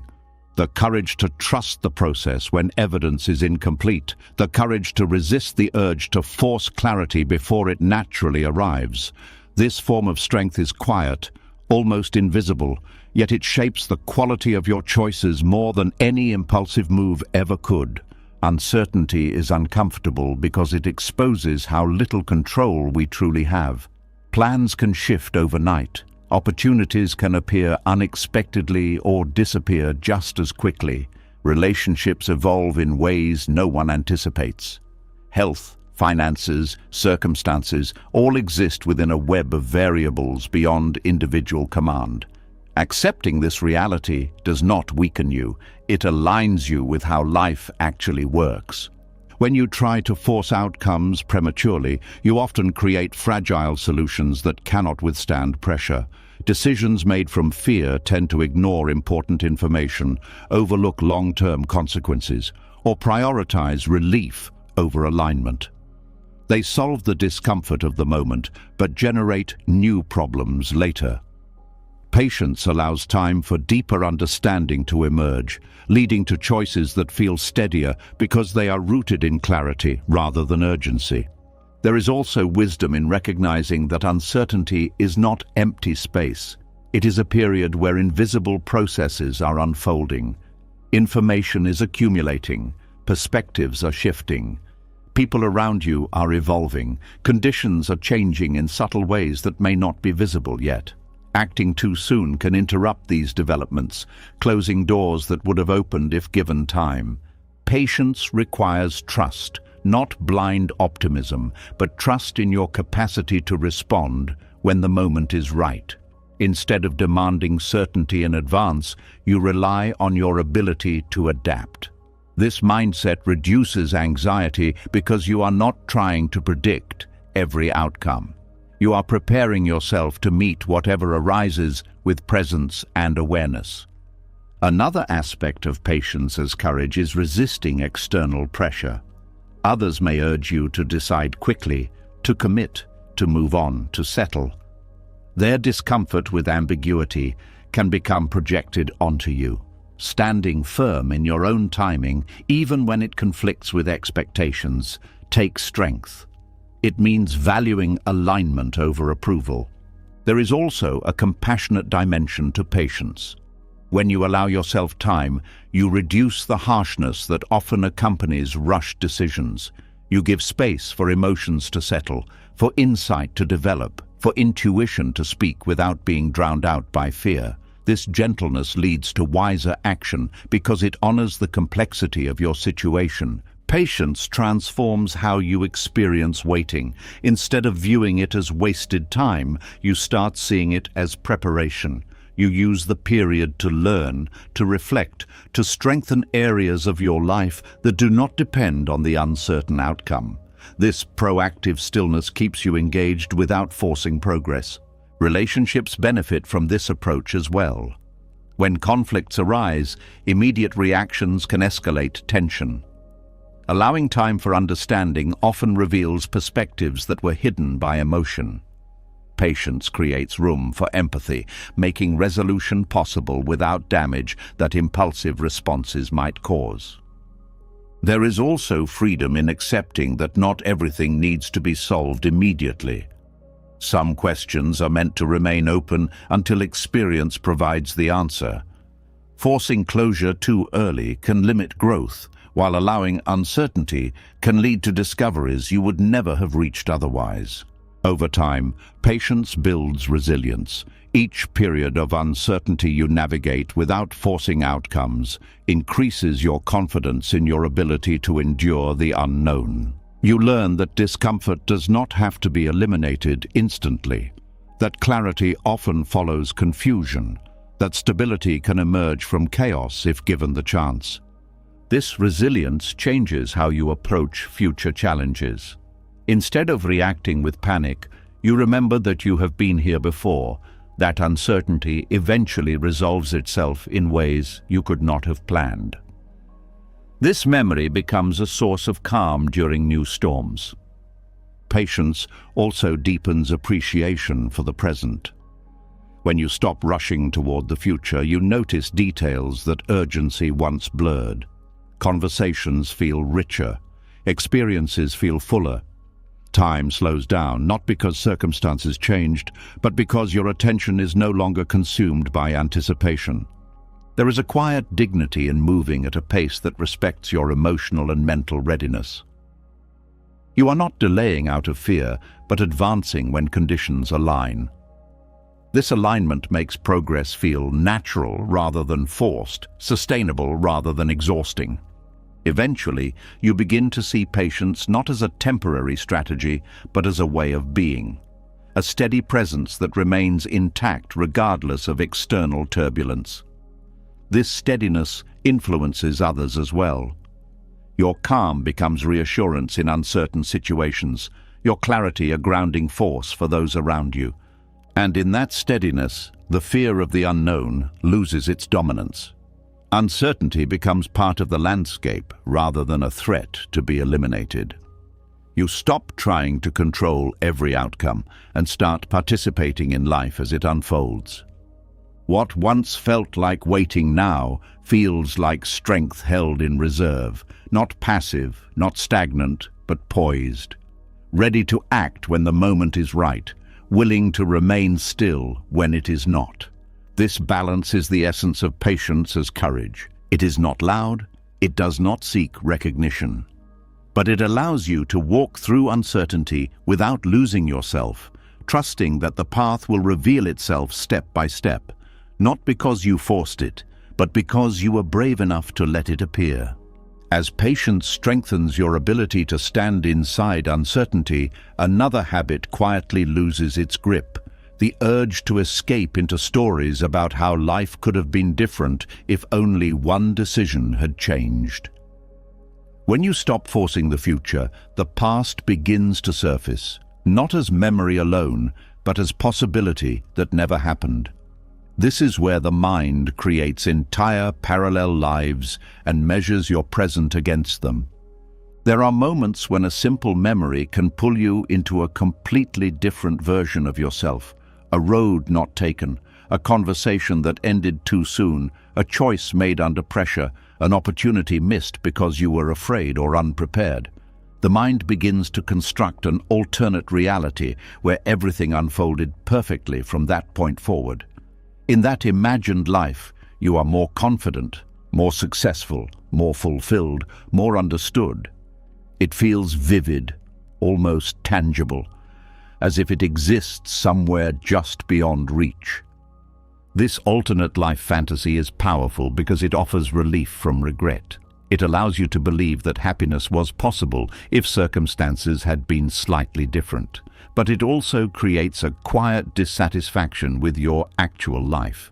No matter what you achieve, it feels smaller compared to the idealized version you carry in your imagination. The mind edits these parallel universes carefully. It removes uncertainty, struggle, and unintended consequences. It assumes that every decision in that other life would have led to better outcomes, ignoring the fact that new challenges would have appeared there as well. It turns complexity into a simple narrative where one choice determines everything. Buddhist wisdom teaches that attachment to these imagined selves keeps you trapped between what is and what could never be. You are not only living your current life, you are also mourning lives that were never lived, versions of yourself that exist only in speculation. This divided attention drains energy from the present, making it harder to engage fully with what is actually available to you. Regret often fuels this process. You replay situations searching for the exact moment when things diverged from your hopes. You analyze your actions with the clarity of hindsight, forgetting that at the time you were operating with limited information and emotional resources. Judging your past self with present awareness creates a standard no one could meet. There is also a hidden belief that your worth depends on making perfect decisions. When life does not match your expectations, it feels like evidence that you failed. The alternate life becomes proof that you were capable of more, that you somehow sabotaged your own potential. This belief ignores the unpredictable nature of life, where outcomes are influenced by countless factors beyond individual control. Letting go of these fantasies does not mean denying that different choices lead to different paths. It means recognizing that every path includes trade-offs. The career you did not pursue might have required sacrifices you were not willing or able to make. The relationship that ended might have changed you in ways you cannot fully see. The opportunity you missed might have led to pressures you were not ready to handle. Accepting this complexity reduces the idealization of the alternate life. You begin to see that it would not have been a perfect version of existence, just a different set of experiences with its own difficulties. This realization softens regret because it replaces certainty with humility. You acknowledge that you cannot know how that path would have unfolded. Another aspect of releasing these fantasies is understanding that identity is not fixed. You are not a single decision away from becoming a completely different person. Growth happens through accumulation of experiences, relationships, challenges, and insights. Even if you had chosen differently at one point, you would still have evolved through new circumstances, forming a unique version of yourself shaped by that path. The alternate life fantasy often ignores the value of what you have gained from your actual journey. Skills developed through hardship, empathy formed through loss, resilience built through uncertainty. These qualities may not have emerged in the imagined scenario. What feels like deviation may have been preparation for a depth of understanding you would not trade once you fully recognize it. Releasing the imagined self also restores compassion for your past decisions. Instead of seeing them as mistakes, you begin to view them as responses to the conditions you faced at the time. You acted with the knowledge, resources, and emotional capacity available to you. Blaming yourself for not being wiser sooner is like criticizing a child for not knowing what only experience can teach. Presence becomes easier when you stop splitting your attention between reality and speculation. You engage more deeply with the people, opportunities, and possibilities in front of you because you are no longer measuring them against a fantasy. The life you are living regains its richness when it is not overshadowed by comparisons to something imaginary. There is also freedom in recognizing that you are still shaping your story. The alternate life fantasy creates the illusion that your most important decisions are behind you, that the best opportunities were missed. In truth, life continues to present new possibilities, often in forms you could not have anticipated earlier. Releasing attachment to the past opens space to recognize these openings. Forgiveness plays a crucial role in this process, not as forgetting, but as releasing the emotional charge tied to those memories. You acknowledge what happened without allowing it to define your present.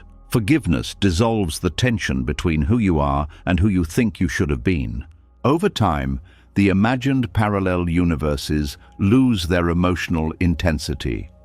They become simply stories your mind once used to process uncertainty. You no longer visit them as often because they no longer serve a purpose. Your attention shifts to building meaning from where you stand rather than from where you might have stood. There is a quiet peace in accepting that this life, with all its unexpected turns, is not a lesser version of something else. It is the only one unfolding, shaped by choices, circumstances, and chance in ways that cannot be reversed but can still be understood.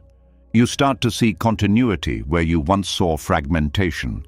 The experiences that felt disconnected reveal patterns, lessons, connections that were not visible before. What looked like detours become part of a coherent narrative that makes sense in hindsight. And in that understanding, the question changes. Instead of asking what could have been, you begin asking what can still be created from here. This shift transforms regret into curiosity, loss into possibility. Freedom from the alternate life fantasy is not about convincing yourself everything happened for a reason. It is about recognizing that meaning is something you continue to shape, not something locked in the past. You are not trapped by previous decisions. You are informed by them. As this realization settles, the imagined versions of yourself fade into the background. They no longer compete for your attention because you are fully engaged with the person you are becoming now. The energy once spent on speculation becomes available for living. And in that presence, something unexpected emerges. Gratitude not for what happened instead, but for the clarity gained through the path you actually walked. You see that even the moments you would not choose again contributed to the depth you carry now.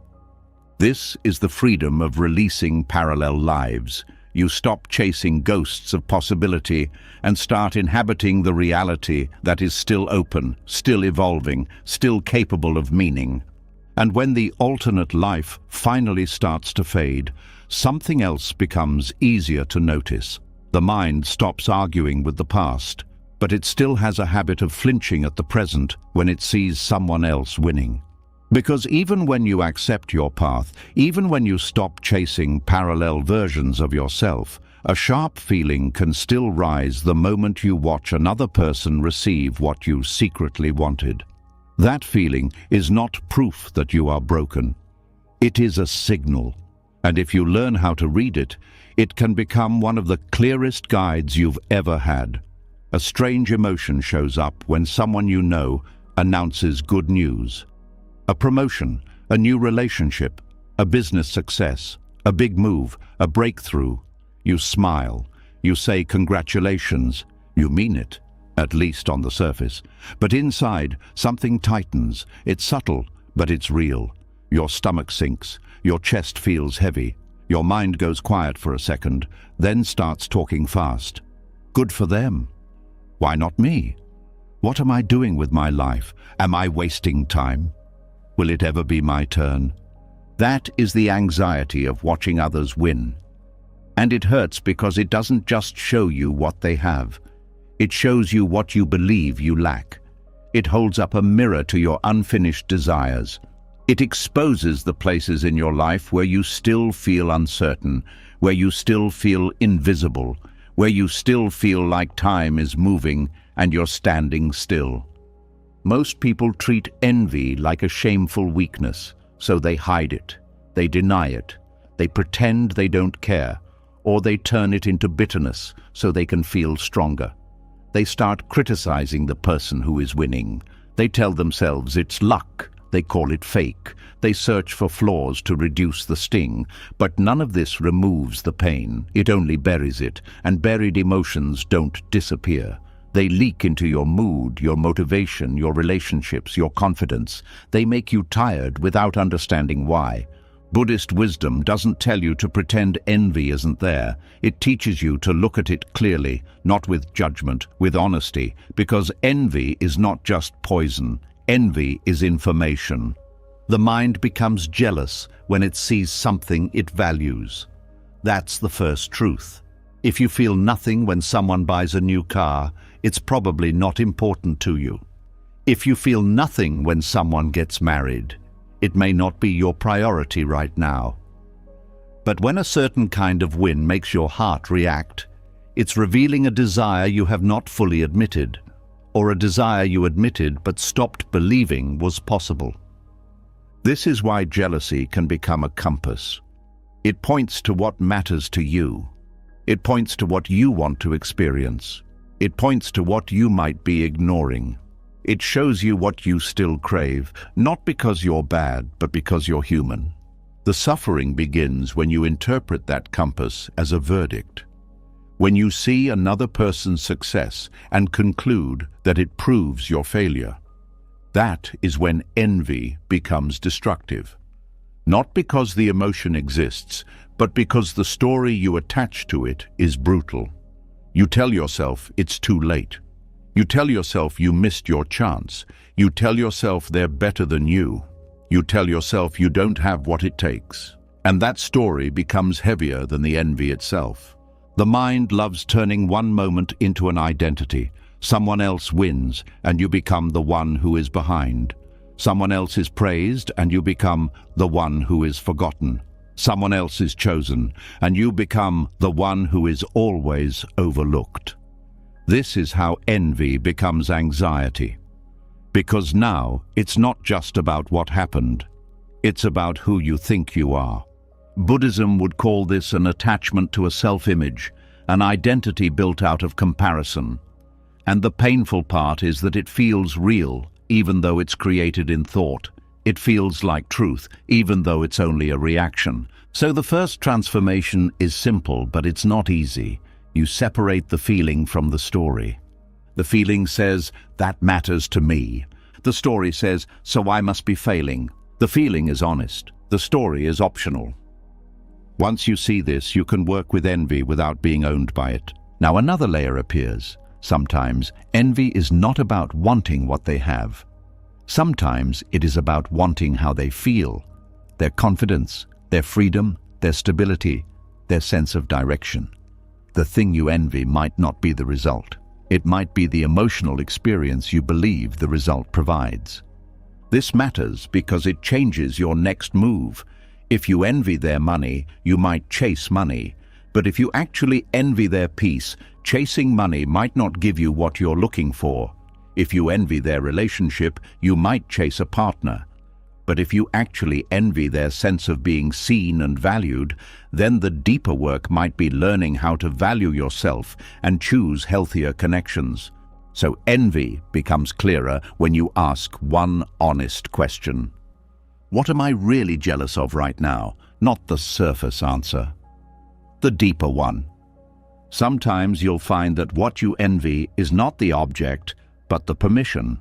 They gave themselves permission to try, permission to leave, permission to start over, permission to be visible, permission to take a risk, permission to believe in themselves.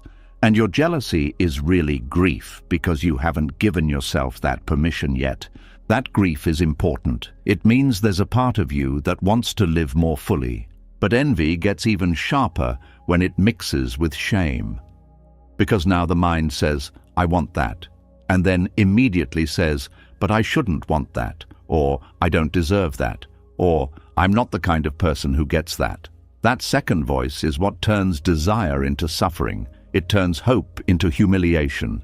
This is where compassion becomes practical again, because compassion doesn't remove desire. It removes the self-hatred around desire. It lets you want something without punishing yourself for wanting it. Another reason envy hurts is because it makes time feel personal. You see someone else win, and it feels like life is skipping you, like the universe is choosing favorites, like your turn is being delayed on purpose. But that interpretation comes from the old habit of imagining life as a single line where everybody must be served in order. It's the same illusion you've been learning to release. In reality, other people's wins are not taking anything from you. Their success does not subtract your future, but the nervous system doesn't always understand logic in the moment. It understands threat. It senses, I may not get what I need, and that triggers anxiety. So part of transforming envy is calming the body, not just correcting the mind. Because envy is not only an idea, it's a sensation. Tight chest, hot face, shallow breathing, restlessness, a sudden urge to scroll, to compare, to judge, to withdraw. If you try to fix it with mental arguments alone, it often stays stuck. A calmer body gives you access to clearer thinking. So instead of fighting envy, you slow down and notice it. You name it without drama. Envy is here. You feel it without feeding it. You breathe, not to make it go away instantly, but to stop it from taking over your whole identity. Then you get curious. Envy is pointing somewhere. Where? Maybe it's pointing to a dream you abandoned, a skill you stopped practicing, a lifestyle you told yourself was unrealistic, a version of you that still exists, quietly waiting for attention. This is where jealousy becomes a compass, not a cage. But a compass only helps if you choose a direction. So the next step is not to obsess over the person you envy. The next step is to translate the emotion into a personal truth.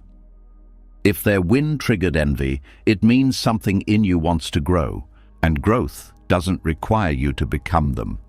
Growth requires you to become more aligned with your own desires. This is a critical difference. Because envy often lies.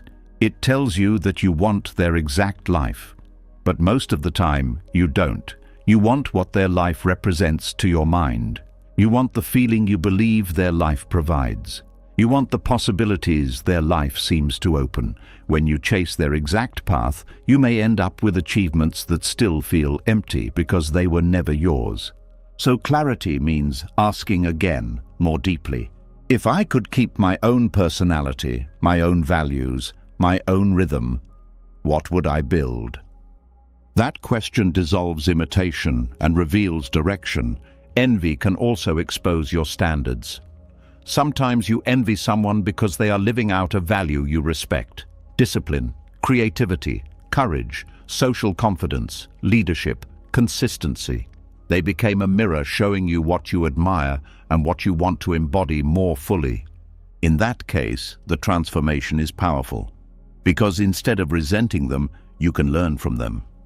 Their win becomes proof that the value is possible in real life, not just in fantasy. They become evidence, not threat. But there's a hard truth here too.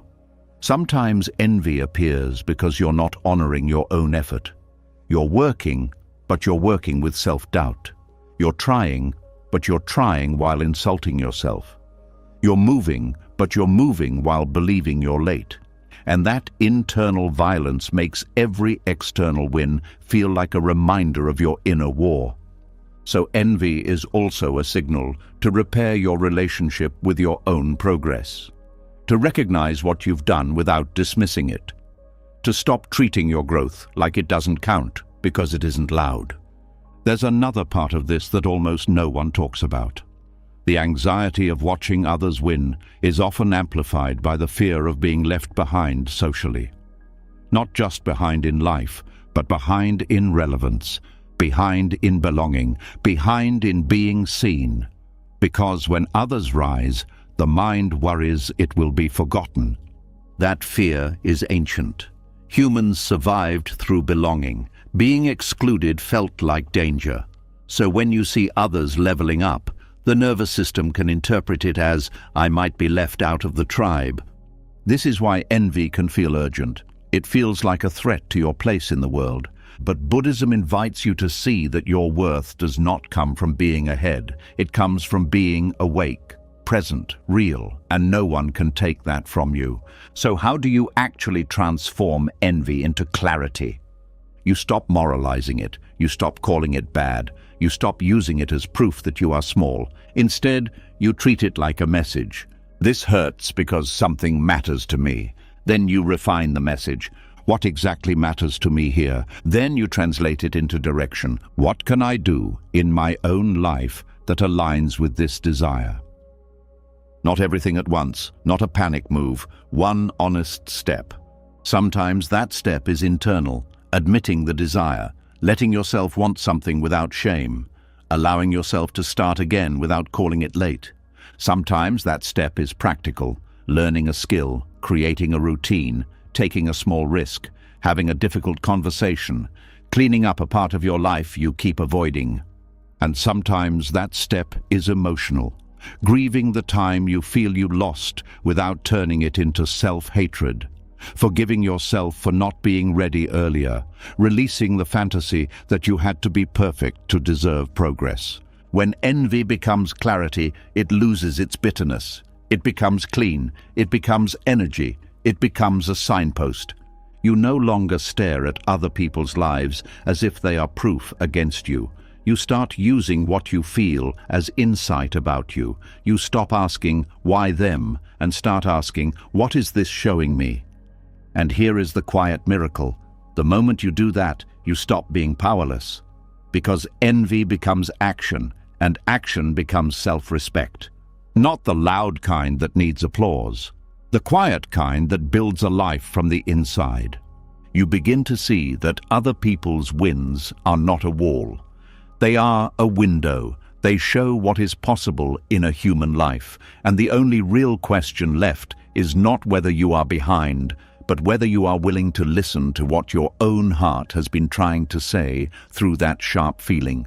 Because jealousy, when purified, is not about them. It's about the part of you that still wants to live. And when you finally honor that part, the anxiety starts to dissolve, the comparison fades, the heaviness lifts, and clarity arrives, not as a sudden miracle, but as a steady return to your own path. The win you were waiting for was never someone else losing. It was you finally understanding what you truly want and having the courage to move toward it without shame. And once you begin to understand what your heart actually wants, something unexpected happens. The urgency starts to lose its grip. You no longer feel the same pressure to sprint just because others are running. You realize that chasing speed was never about reaching somewhere meaningful. It was about escaping the fear of being seen as slow. But when clarity replaces comparison, you start noticing how exhausted you've been from moving at a pace that was never yours. There is a quiet tension many people carry that has nothing to do with what they are doing and everything to do with how fast they think they should be doing it. Even rest feels guilty. Even progress feels insufficient. Even success feels delayed. It is like living with an invisible clock strapped to your chest, ticking louder whenever you pause, whenever you hesitate, whenever you breathe. This pressure creates a life that looks active but feels disconnected. You move quickly but without depth. You finish things but without satisfaction. You chase opportunities but without reflection. The faster you go, the less you understand where you are. Eventually, motion replaces meaning. Busyness replaces purpose. Buddhist wisdom speaks often about rhythm, though not always in those exact words. It points to the natural pacing found in everything that grows without force. A tree does not rush to produce fruit before its roots are strong. A river does not hurry toward the ocean, it follows the shape of the land. Seasons do not compete with each other, each one arrives when conditions allow it to exist fully. Human life is not separate from this pattern, but modern expectations try to override it. You are taught to compress years into months, to produce results before understanding, to decide before listening to yourself. Speed becomes a virtue, even when it leads to confusion, burnout, and mistakes that require even more time to repair. Rushing creates a paradox. You try to move faster to get ahead, but the haste reduces the quality of your decisions. You overlook details, ignore intuition, miss warning signs, say yes when you should pause, say no when you should explore. Then you spend extra time correcting what could have been prevented by patience. The time you thought you were saving ends up being lost in recovery. This pattern shows up everywhere. In careers where people jump into roles that do not suit them just to avoid feeling stagnant, then spend years trying to escape. In relationships where fear of loneliness leads to connections built on urgency instead of compatibility, creating emotional entanglements that take far longer to untangle than waiting would have. In personal growth, where rushing transformation leads to shallow change that collapses under stress. Moving at your natural speed does not mean moving slowly all the time. It means moving in alignment with your readiness. Sometimes your pace will be intense and focused. Other times it will be reflective and quiet. The key difference is that the movement feels grounded instead of forced. It comes from engagement rather than panic. Finding that rhythm requires listening inward, which can feel uncomfortable if you are used to external cues guiding you. Without comparison, deadlines, or pressure as reference points, you have to ask deeper questions. What actually energizes you? What drains you? When do you feel most clear? When do you feel scattered? What kind of work feels meaningful rather than merely urgent? Your body often knows your natural speed before your mind accepts it. Fatigue, irritability, and restlessness are signals that you are pushing beyond your sustainable pace. Calm focus, steady attention, and a sense of presence indicate alignment. Learning to trust these signals helps you adjust before burnout forces you to stop completely. There is also courage required to honor your rhythm in a world that rewards constant motion. Others may interpret your pacing as hesitation or lack of ambition. They may question your choices, offer unsolicited advice, or project their own fears onto you. Standing firm without becoming defensive is part of the practice. You do not need everyone to understand your timing for it to be valid. Returning to your own rhythm also reconnects you with depth. When you are not rushing, you notice subtleties that speed hides. You listen more carefully. You think more clearly. You respond instead of reacting. Conversations become more meaningful because you are present instead of mentally rushing to the next task. Creativity thrives in this slower awareness. Ideas need space to mature. Insights emerge when the mind is not crowded with urgency. Solutions appear when you allow time for patterns to reveal themselves. Many breakthroughs come not from pushing harder, but from stepping back long enough to see differently. There is also a healing aspect to moving at your natural speed.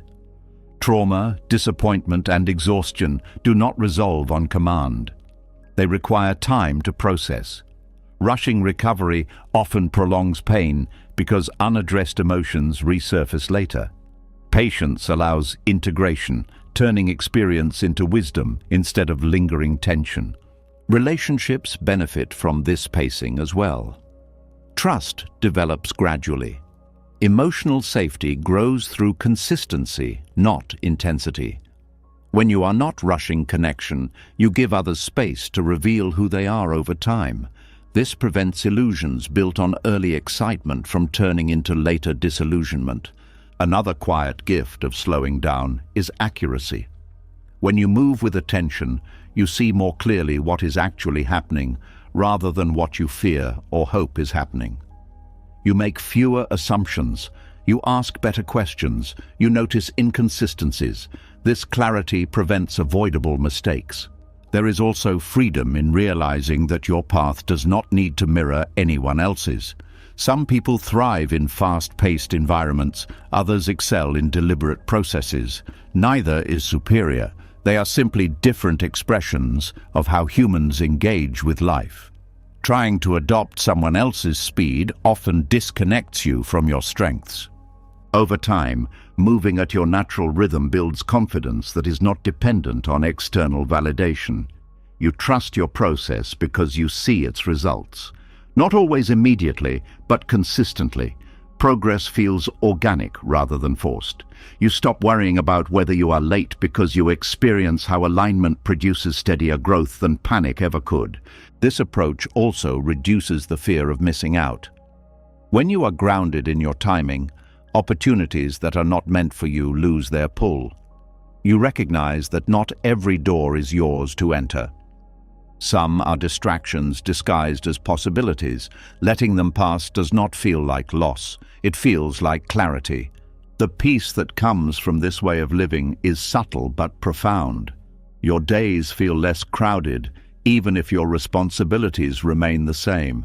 Decisions feel lighter because they come from understanding rather than urgency. You sleep more deeply because your mind is not racing through unfinished comparisons. Eventually you realize that your life has always had a rhythm, even when you were ignoring it. Periods of acceleration followed by periods of reflection, times of outward action followed by times of inward growth. What once felt like inconsistency reveals itself as balance, and in that balance, the fear of being too slow dissolves. You see that speed without direction leads nowhere meaningful. You see that rushing through experiences prevents you from absorbing their lessons. You see that patience is not delay, but refinement. Moving at your natural speed does not guarantee an easy path, but it creates a sustainable one, a path where progress accumulates instead of collapsing under pressure, a path where you arrive at destinations with enough energy to actually enjoy them. The world may continue to move fast around you. Timelines will still exist. Comparisons will still appear, but they no longer dictate your pace. You walk with awareness instead of urgency, trusting that what is meant for you will meet you when you are ready to meet it fully. And in that trust, life stops feeling like a race you are losing and starts feeling like a journey you are finally present enough to experience. And as you settle into your own rhythm, a deeper realization begins to surface. Moving at your natural speed is not only about listening to yourself, it is also about questioning the voices that tried to set your pace in the first place, because the pressure to hurry did not appear out of nowhere. It was built slowly through expectations repeated so often that they started to feel like facts. Expectations about when you should fall in love, when you should succeed, when you should settle down, when you should have everything figured out. There is a silent timeline most people carry without ever consciously agreeing to it. It starts early, woven into casual conversations and subtle comparisons. At a certain age, you should be this. By another age, you should have that. If you reach a milestone too late, something must be wrong. If you reach it too early, something must be unusual. Either way, the message is clear. Your life is being measured against an invisible schedule. This social clock creates urgency even when there is no real reason to rush. You begin to interpret time as a threat instead of a medium through which life unfolds. Birthdays feel like deadlines. Anniversaries feel like checkpoints. Every passing year becomes evidence that you are either on track or falling behind, even though the criteria were never designed for your unique circumstances. Marriage is one of the most powerful examples of this pressure. People are told that love has an expiration window, that there is a right age to find a partner, a right age to commit, a right age to start a family. When your reality does not match this pattern, questions start appearing. Some are spoken out loud, others exist only in the looks people give you. You begin to feel as if your relationship status is a public concern rather than a personal journey. The result is that decisions about intimacy become driven by fear instead of connection. People rush into partnerships to silence doubt. They stay in situations that do not nourish them because leaving would mean starting over. Others avoid relationships entirely because they believe they are already late. In both cases, the timeline distorts genuine desire. Money carries its own version of the clock. Financial success is often presented as a race, with early winners receiving admiration and late bloomers receiving skepticism. There is an expectation that stability should arrive by a certain stage, that wealth should accumulate in predictable increments, that setbacks indicate personal failure rather than economic complexity or life circumstance. This pressure can push people into careers that feel secure but hollow. It can also create chronic anxiety, even for those who are doing relatively well. No amount ever feels enough, because there is always someone younger earning more, someone older with greater assets, someone who appears to have solved life's financial puzzle. Comparison turns money from a tool into a scoreboard. Career timelines function similarly. There is a belief that progress should follow a straight line, that promotions should occur in sequence, that changing direction signals instability. Yet modern life rarely follows these patterns. Industries shift, opportunities emerge unexpectedly, personal priorities evolve. The rigid timeline does not account for exploration, recovery, or reinvention. People who diverge from the expected path often internalize shame.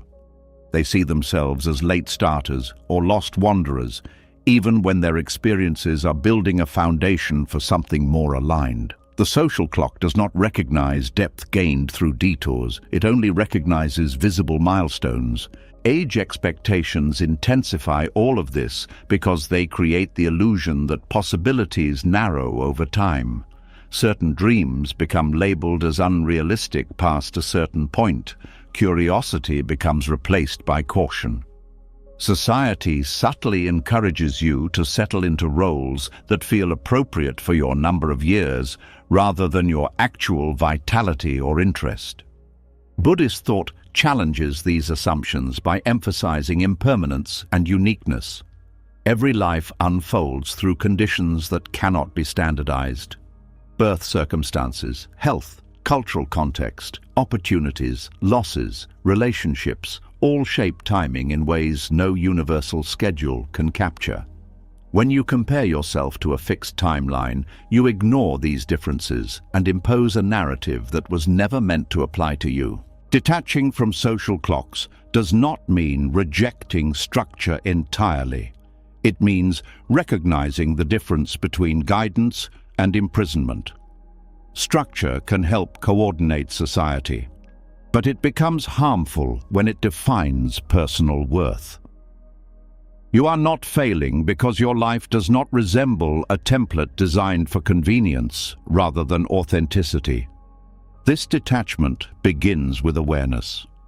Noticing how often your thoughts reference what you should have achieved by now. Observing how your mood shifts when conversations turn to milestones.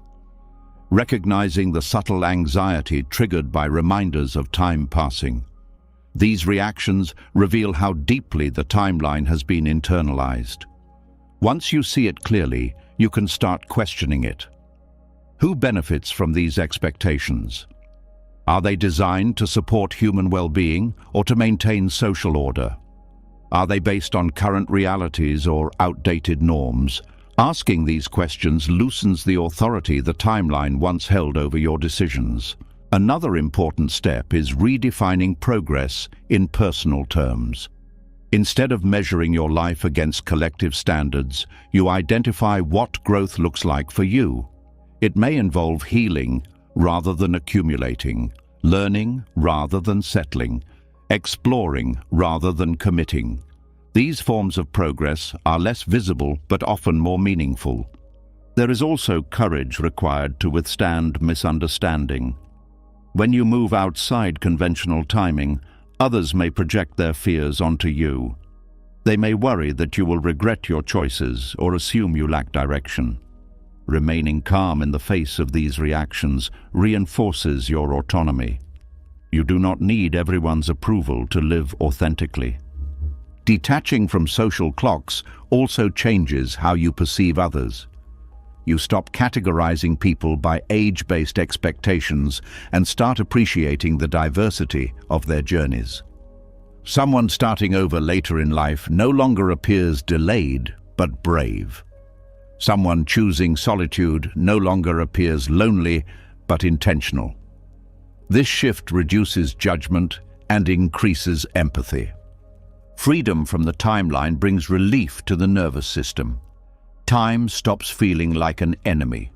You experience your days as spaces for living rather than opportunities slipping away. Decisions become based on readiness and alignment rather than fear of running out. You also become more present in relationships. Without the pressure to reach milestones quickly, you allow connections to develop naturally. You appreciate the person in front of you rather than evaluating them as a potential solution to your timeline anxiety. This presence creates deeper intimacy. Creativity often flourishes in this freedom. When you are not rushing to prove something by a certain age, you experiment more. You take risks that feel meaningful rather than strategic. You allow projects to evolve instead of forcing them to meet arbitrary deadlines. This openness leads to work that reflects your true voice rather than external expectations. Another quiet transformation occurs in how you handle uncertainty. Without the social clock amplifying fear, you tolerate not knowing what comes next. You trust that direction will emerge through engagement rather than through adherence to a schedule. This trust reduces the need for constant reassurance. Over time, the internal prison dissolves. You still recognize time passing, but it no longer dictates your worth. You respect your own pace, your own priorities, your own season of life. The comparison fades because the framework that sustained it is no longer relevant. You begin to see that life was never meant to be synchronized. Some stories unfold early, others later. Some move quickly, others slowly. Some take unexpected turns that reveal possibilities invisible from the starting point. There is no single correct order, only individual sequences shaped by circumstance and choice. And in that understanding, the pressure to catch up disappears. You are no longer racing against an imaginary clock. You are participating in a life that unfolds according to its own rhythm, guided by awareness rather than fear. What once felt like being late now feels like arriving at your own time, not anyone else's. And after stepping outside the pressure of social clocks, another truth begins to surface, one that feels both comforting and unsettling at the same time. Just because your life does not look like it is advancing, does not mean it is not developing. The absence of visible progress does not equal the absence of growth. In fact, some of the most important transformations happen in complete silence, far away from recognition, far away from applause, far away from even your own awareness. There are seasons of life that feel strangely empty on the outside. No big achievements, no dramatic breakthroughs, no clear evidence that anything is changing. Days blur together, effort feels invisible. You start questioning whether you are wasting time, whether you missed your moment, whether you are simply not meant for something more. This is the emotional weight of unseen growth, and it can be heavier than failure because there is nothing tangible to respond to. The bamboo plant is often used as a symbol for this kind of development. For years after it is planted, nothing remarkable appears above the soil. Watering it feels almost foolish because the surface remains unchanged.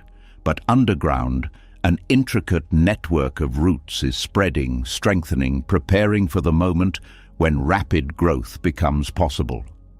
When it finally emerges, it rises with astonishing speed, not because it suddenly became capable, but because it was building quietly all along.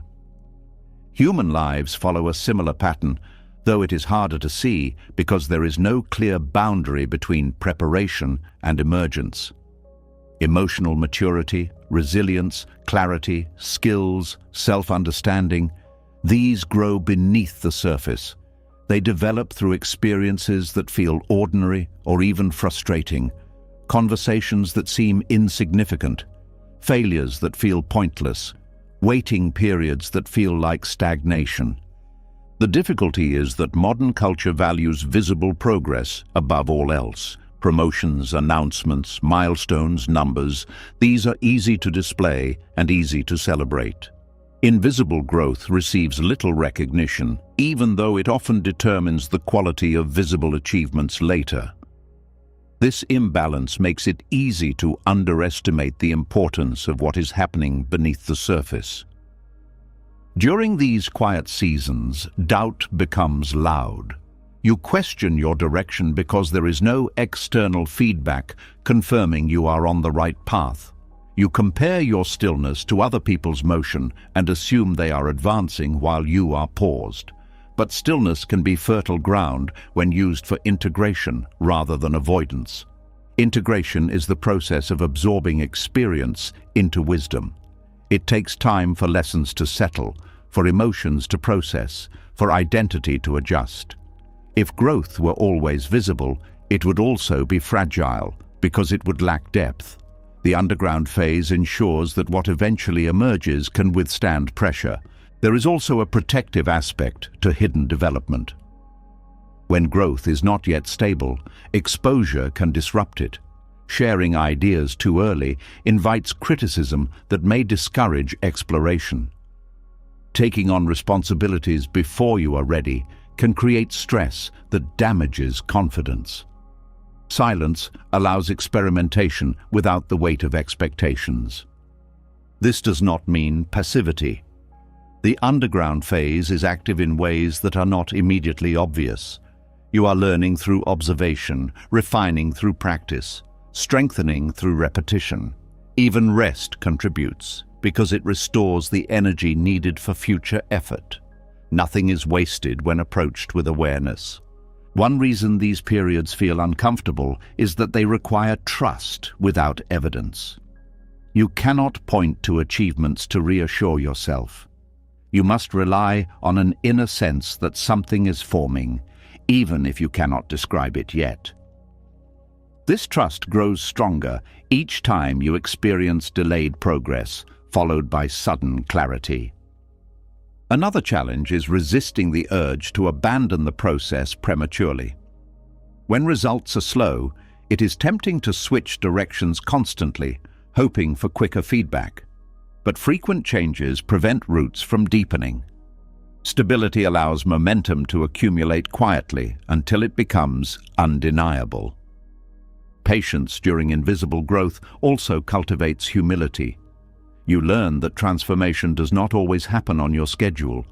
You become less attached to immediate validation and more focused on long-term alignment. This humility makes success easier to handle when it arrives, because you understand how much unseen effort preceded it. Relationships often deepen during these quieter seasons as well. Without the distraction of constant achievement chasing, you have more capacity to listen, to support, to connect authentically. These bonds become sources of strength later, when your life accelerates again and demands more energy. Creative breakthroughs frequently emerge from periods of apparent inactivity. The mind continues processing ideas in the background, connecting concepts in ways you cannot force consciously. When insight finally surfaces, it feels sudden, but it was prepared through countless unnoticed moments. There is also a psychological shift that occurs when you accept the legitimacy of invisible growth. You stop measuring your worth by immediate output. You recognize that development has phases, each necessary for the next. This perspective reduces anxiety because you are no longer trying to rush a process that cannot be hurried. Over time, you start noticing subtle signs of change that were previously overlooked. Your reactions become calmer, your decisions become clearer. Situations that once overwhelmed you feel manageable. Conversations that once intimidated you feel natural. These shifts may not attract attention, but they signal profound internal restructuring. When the moment of visible emergence arrives, it often surprises even you. Opportunities appear that match the capabilities you have been quietly building. Challenges arise that you can now handle with confidence. Others may interpret your sudden progress as luck or overnight success, unaware of the years of preparation that made it possible. This sudden rise can feel disorienting if you are not prepared emotionally. You may struggle to reconcile the person you were during the quiet phase with the person you are becoming. Remembering the value of the underground period helps you stay grounded. It reminds you that growth is continuous, not a single leap. There is also responsibility that comes with visibility. When your life accelerates, you influence others through your example. Sharing your story honestly can help those who are still in their own hidden phases, reassuring them that silence does not equal failure. Eventually, you come to appreciate the rhythm between concealment and expression. Periods of building followed by periods of showing. Periods of learning followed by periods of teaching. Each cycle deepens your understanding of what it means to grow authentically. You begin to see that the quiet seasons were not interruptions, but essential foundations. Without them, success would feel hollow because it would not reflect true transformation. With them, achievement feels like a natural extension of who you have become. And perhaps the greatest gift of this wisdom is compassion for yourself during times when nothing seems to be happening. You no longer interpret stillness as stagnation. You recognize it as preparation. You treat yourself with patience rather than criticism. In this way, the bamboo becomes more than a metaphor. It becomes reassurance that life is not always meant to be visible, that development often requires darkness before it can reach light, that strength grows strongest when it is not performing for an audience. What once felt like delay now feels like incubation. What once felt like absence now feels like formation. And when growth finally breaks through the surface, it carries with it the stability of everything that happened quietly, unseen, but never wasted. And when growth finally rises above the surface, another fear often appears just as quietly as the last one faded. The fear that you started too late. That even though something is finally moving, Everyone else has already gone too far ahead. The moment you begin to show signs of progress, the mind whispers that it should have happened years ago, that you are a beginner in a world full of experts, that your timing makes your effort less valuable. There is a strange shame attached to being new at something as an adult. As children, beginners are expected to stumble, to experiment, to learn openly. But as you grow older, society subtly replaces curiosity with performance. You are expected to already know, already master, already be efficient. Starting from zero begins to feel embarrassing rather than natural.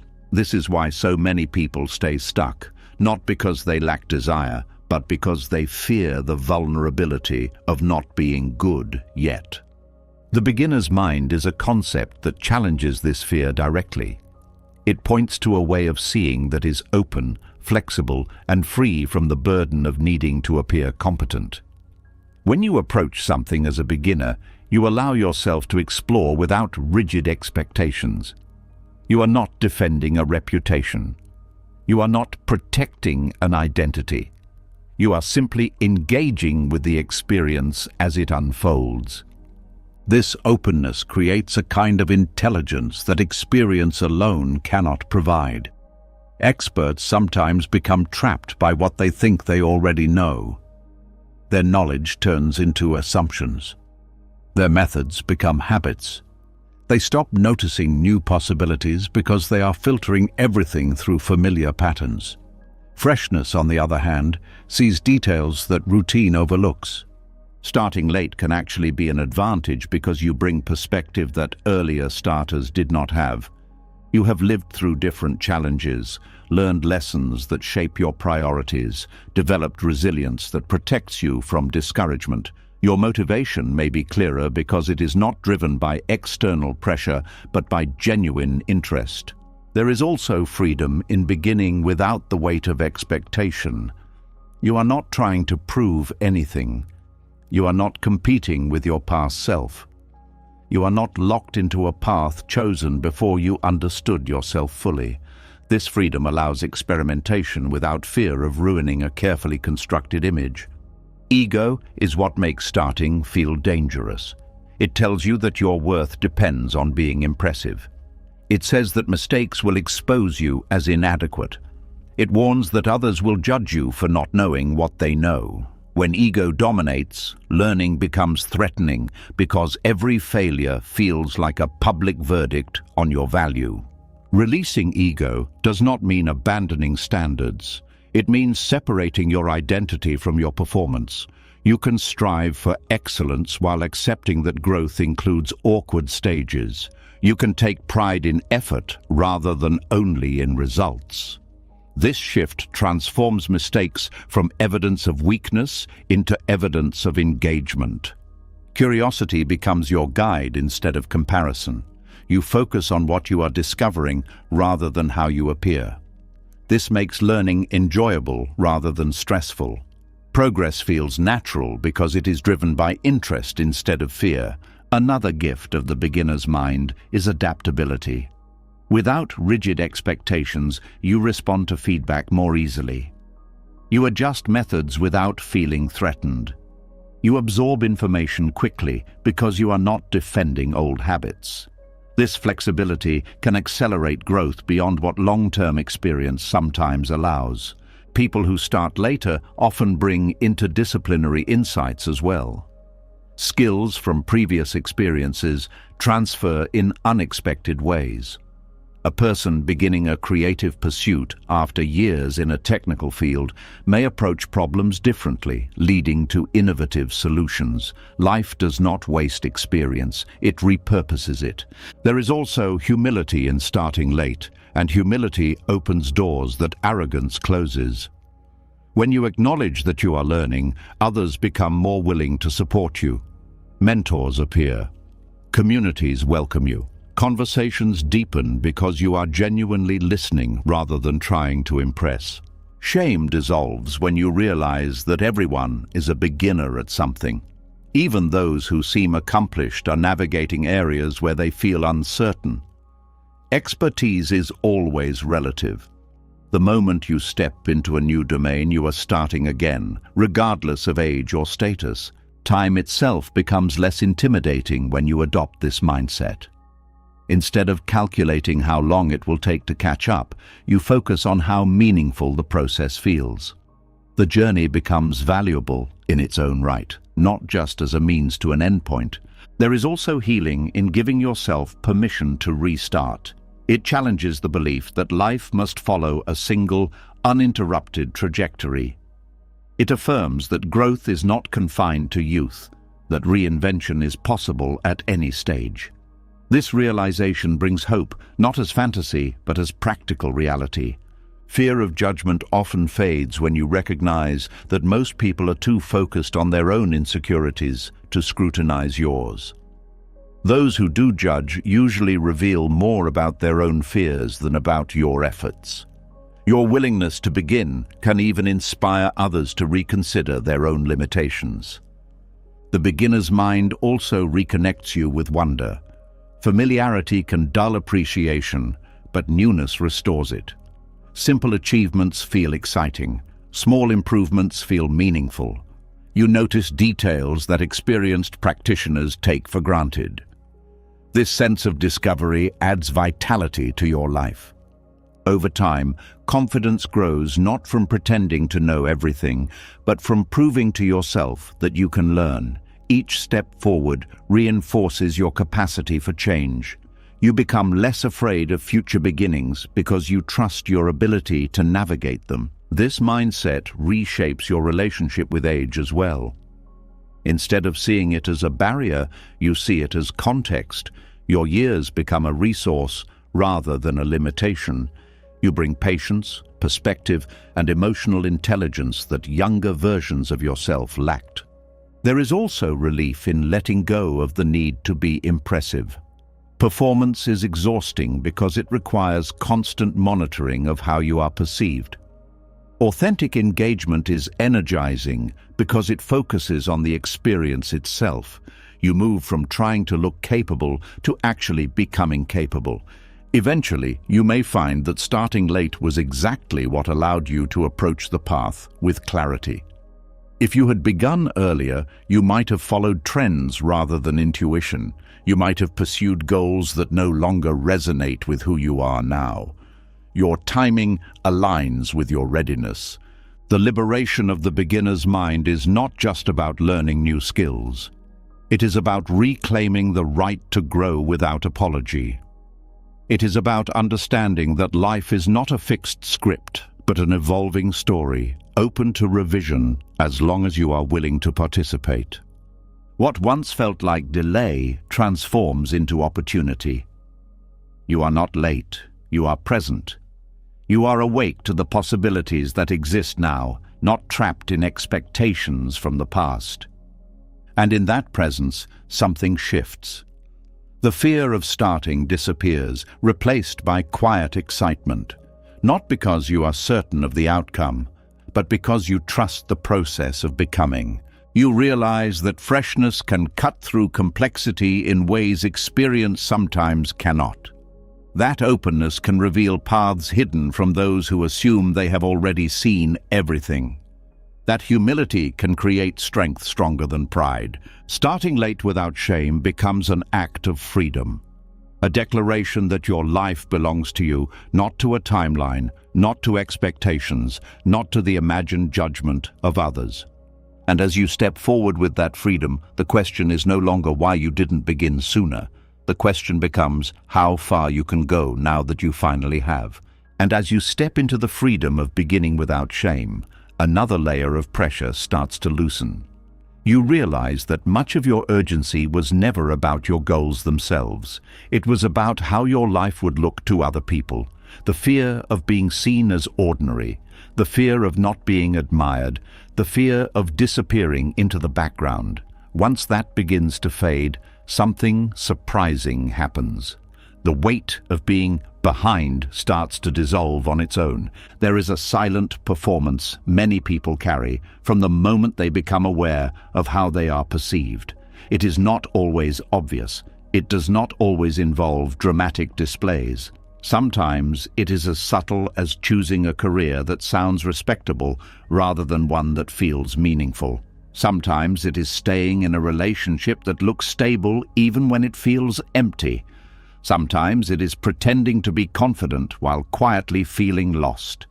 Living for an audience changes the texture of your decisions. You stop asking what feels true and start asking what will look impressive. You measure success by visibility instead of fulfillment. You become skilled at presenting a version of yourself that fits expectations, but the more polished the performance becomes, the more distant you feel from your real experience. This performance is exhausting because it never ends. There is always someone new to impress, someone whose approval you have not yet secured, someone whose opinion suddenly feels important. Social media amplifies this dynamic by turning everyday life into a display. Achievements become announcements, experiences become content, even struggles become narratives shaped for consumption. When you live this way, feeling behind is almost inevitable. You are comparing your private reality to other people's curated highlights while also curating your own. You lose track of what is actually happening because you are constantly adjusting your presentation. The scoreboard never resets because it was never real to begin with. Releasing the need to be impressive is not about rejecting ambition, it is about reclaiming authenticity. It means choosing actions because they matter to you, not because they will be admired. It means allowing yourself to be ordinary in moments where performance once felt mandatory. Ordinary does not mean insignificant. It means grounded. It means present. It means engaged with life as it is rather than as it appears. When you stop performing, you notice details you used to overlook. Conversations feel deeper because you are not monitoring how you sound. Work feels more satisfying because you are focused on the process rather than the recognition. There is also relief in no longer needing to maintain an image. You can admit uncertainty without feeling exposed. You can change direction without explaining yourself to everyone. You can rest without guilt because you are not worried about falling behind in someone else's narrative. Living without an audience reconnects you with intrinsic motivation. This is the drive that comes from interest, curiosity, or meaning rather than external reward. It is more sustainable because it does not depend on applause. When you are guided by intrinsic motivation, progress feels natural. You continue because you want to, not because you feel watched. Relationships become more genuine in this space as well. Without the pressure to impress, you allow others to see your real thoughts and emotions. This vulnerability invites deeper connection because it signals trust. People respond to authenticity more than perfection, even if they do not always articulate it. Another unexpected effect is that creativity expands. Performance tends to follow formulas that have worked before. Authentic exploration leads to originality because it is not constrained by expectations. You take risks you would have avoided if approval were the main goal. Some of those risks fail, but others lead to breakthroughs that could not have been predicted. The fear of judgment often diminishes once you realize how little attention most people are actually paying. Everyone is busy managing their own insecurities. The imagined audience is much larger than the real one. This realization frees energy that was previously spent on self-monitoring. There is also a shift in how you interpret success. Instead of asking how impressive an achievement appears, you ask how aligned it feels. Did it bring satisfaction? Did it reflect your values? Did it contribute to your growth? These questions create a more stable sense of accomplishment because they are not dependent on external validation. Living without an audience also reduces the fear of failure. Mistakes become private lessons rather than public embarrassments. You recover faster because you are not dealing with the added weight of perceived humiliation. Learning becomes more efficient because it is not filtered through shame. You may notice that time feels different as well. Without the constant pressure to produce visible results, days feel less rushed. You move through tasks with attention instead of urgency. This slower awareness often improves quality because you are fully engaged with what you are doing. There is also courage in choosing authenticity over approval. It means accepting that some people may not understand your choices. They may question your priorities or interpret your quietness as lack of ambition. Remaining calm in the face of misunderstanding reinforces your independence. Over time, the desire to impress fades not because you suppress it, but because it becomes irrelevant. You discover that fulfillment does not come from being admired. It comes from living in a way that feels honest. The admiration of others may still arrive, but it is no longer the reason you act. Feeling behind disappears in this state because comparison loses its fuel. Without an audience, there is no stage, no competition, no ranking. There is only your experience unfolding at its own pace. You measure progress by depth rather than by speed. This freedom also makes it easier to celebrate others without insecurity. Their success does not threaten your identity because your worth is no longer tied to outperforming anyone. You can appreciate their journey while staying grounded in your own. Another subtle transformation occurs in how you experience solitude. Instead of feeling lonely without constant feedback, you begin to enjoy the quiet. It becomes a space where you can think clearly, reflect, and reconnect with yourself. Solitude becomes restorative rather than uncomfortable. The absence of performance reveals how much energy was previously tied up in maintaining appearances. That energy becomes available for growth, for creativity, for relationships, for rest. Life feels lighter, not because circumstances changed, but because you stopped carrying an invisible script. Eventually, authenticity becomes effortless. You no longer need to remind yourself to be real because there is nothing to protect. Your actions align naturally with your values. Your voice sounds like your own. Your presence feels grounded. And in that grounded state, something remarkable happens. The fear of being behind dissolves completely. You are not racing anyone. You are not performing for anyone. You are simply living. Living becomes enough, not in a passive sense, but in a deeply engaged one. You pursue what matters because it matters, not because it will be noticed. You rest when you need to, because your well-being is part of your purpose, not an obstacle to it. This is the quiet liberation of releasing the need to be impressive. You step off the stage you never agreed to stand on. You walk into a life that belongs to you, unscripted, unranked, unobserved except by those who truly care. And in that space, progress feels natural, peace feels possible, and the question of whether you are ahead or behind fades into something far less urgent than simply being present for the life you are finally free to live. And when you finally step off the stage and stop performing for approval, the silence that follows can feel both peaceful and unsettling. Without the noise of comparison and expectation, your attention turns inward, and there it is, waiting for you. The past, not as a distant memory, but as a collection of moments that suddenly feel heavy. Choices you question, opportunities you let pass. Years that seem blurred together without clear direction. When there is no audience left to distract you, you are left face to face with the question that hurts the most. What if I wasted time I can never get back? There is a specific kind of pain that comes from looking backward with the knowledge you did not have then. It creates a cruel illusion that you should have known better, acted faster, chosen differently. The mind reconstructs history as if clarity was always available, ignoring how uncertain everything felt in the moment.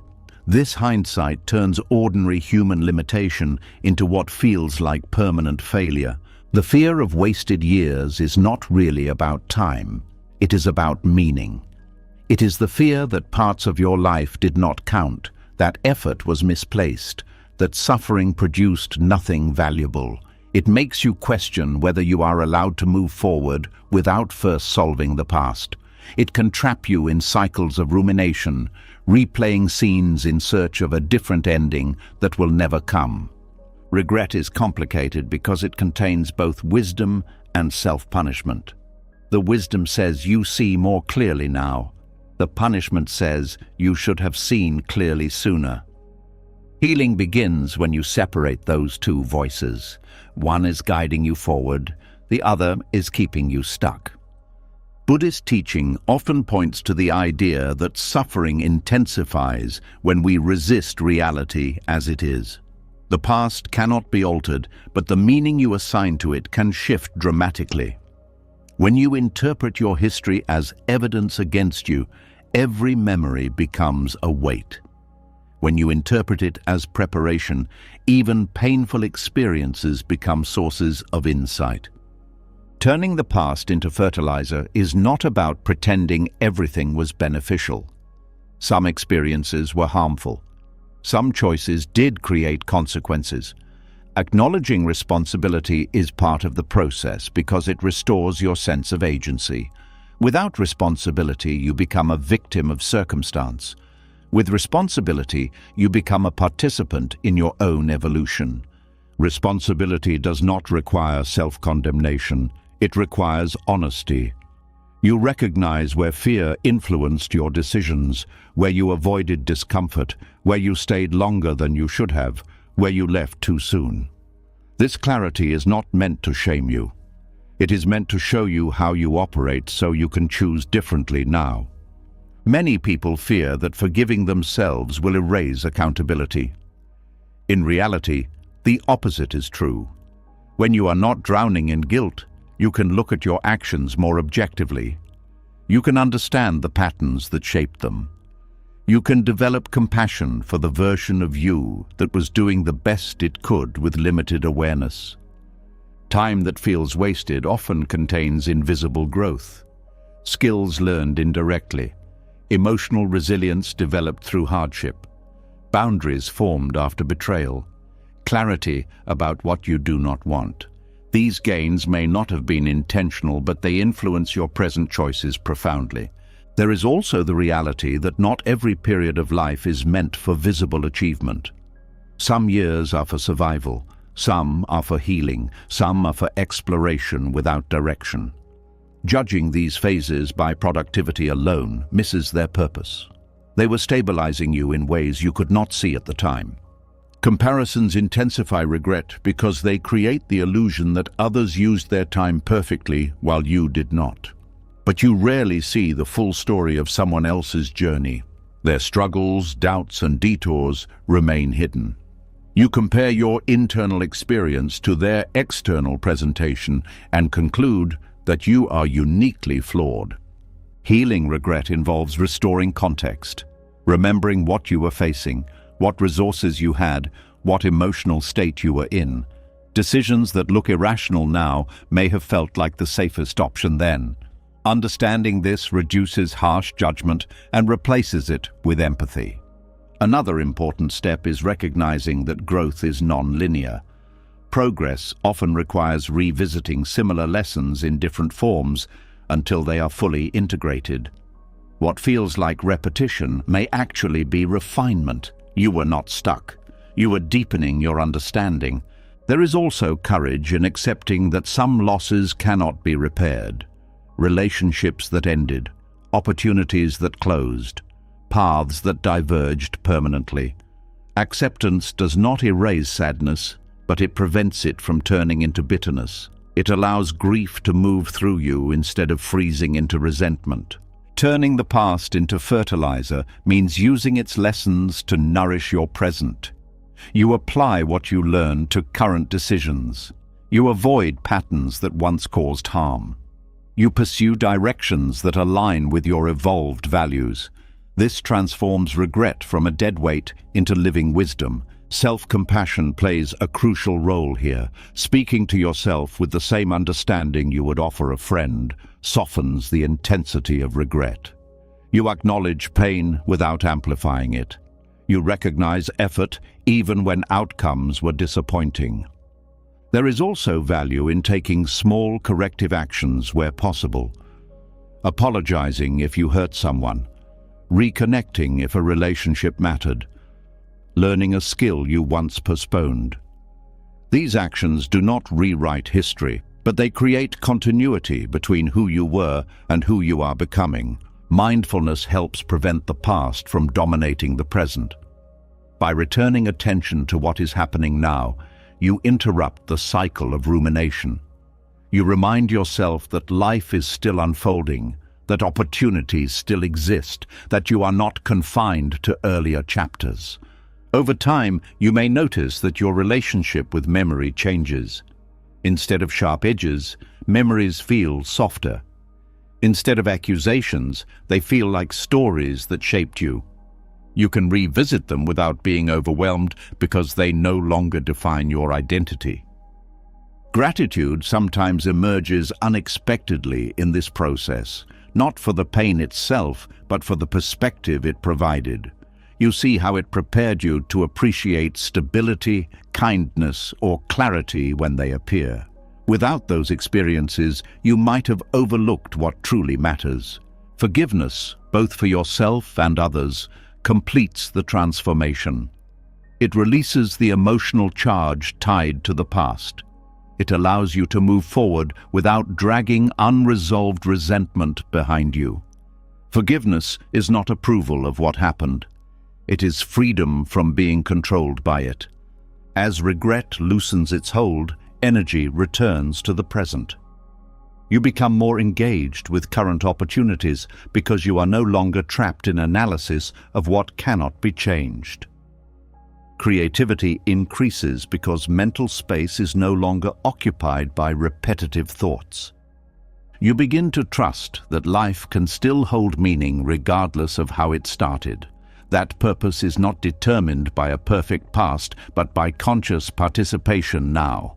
This trust makes the future feel open instead of predetermined by earlier mistakes. Eventually, the fear of wasted years dissolves into a quieter understanding. Nothing that shaped you is entirely useless. Even the painful parts contributed to the depth you carry. Even the detours expanded your perspective. Even the confusion clarified what you value. The past becomes soil rather than shadow, something that supports growth instead of blocking light. You carry its lessons without carrying its weight, and in that shift, you realize that time was never truly wasted. It was lived, felt, struggled through, learned from. It was part of the long process of becoming someone capable of seeing clearly now.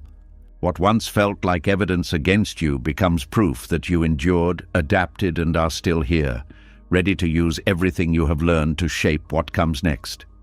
And once the past stops feeling like evidence against you, a new question quietly takes its place.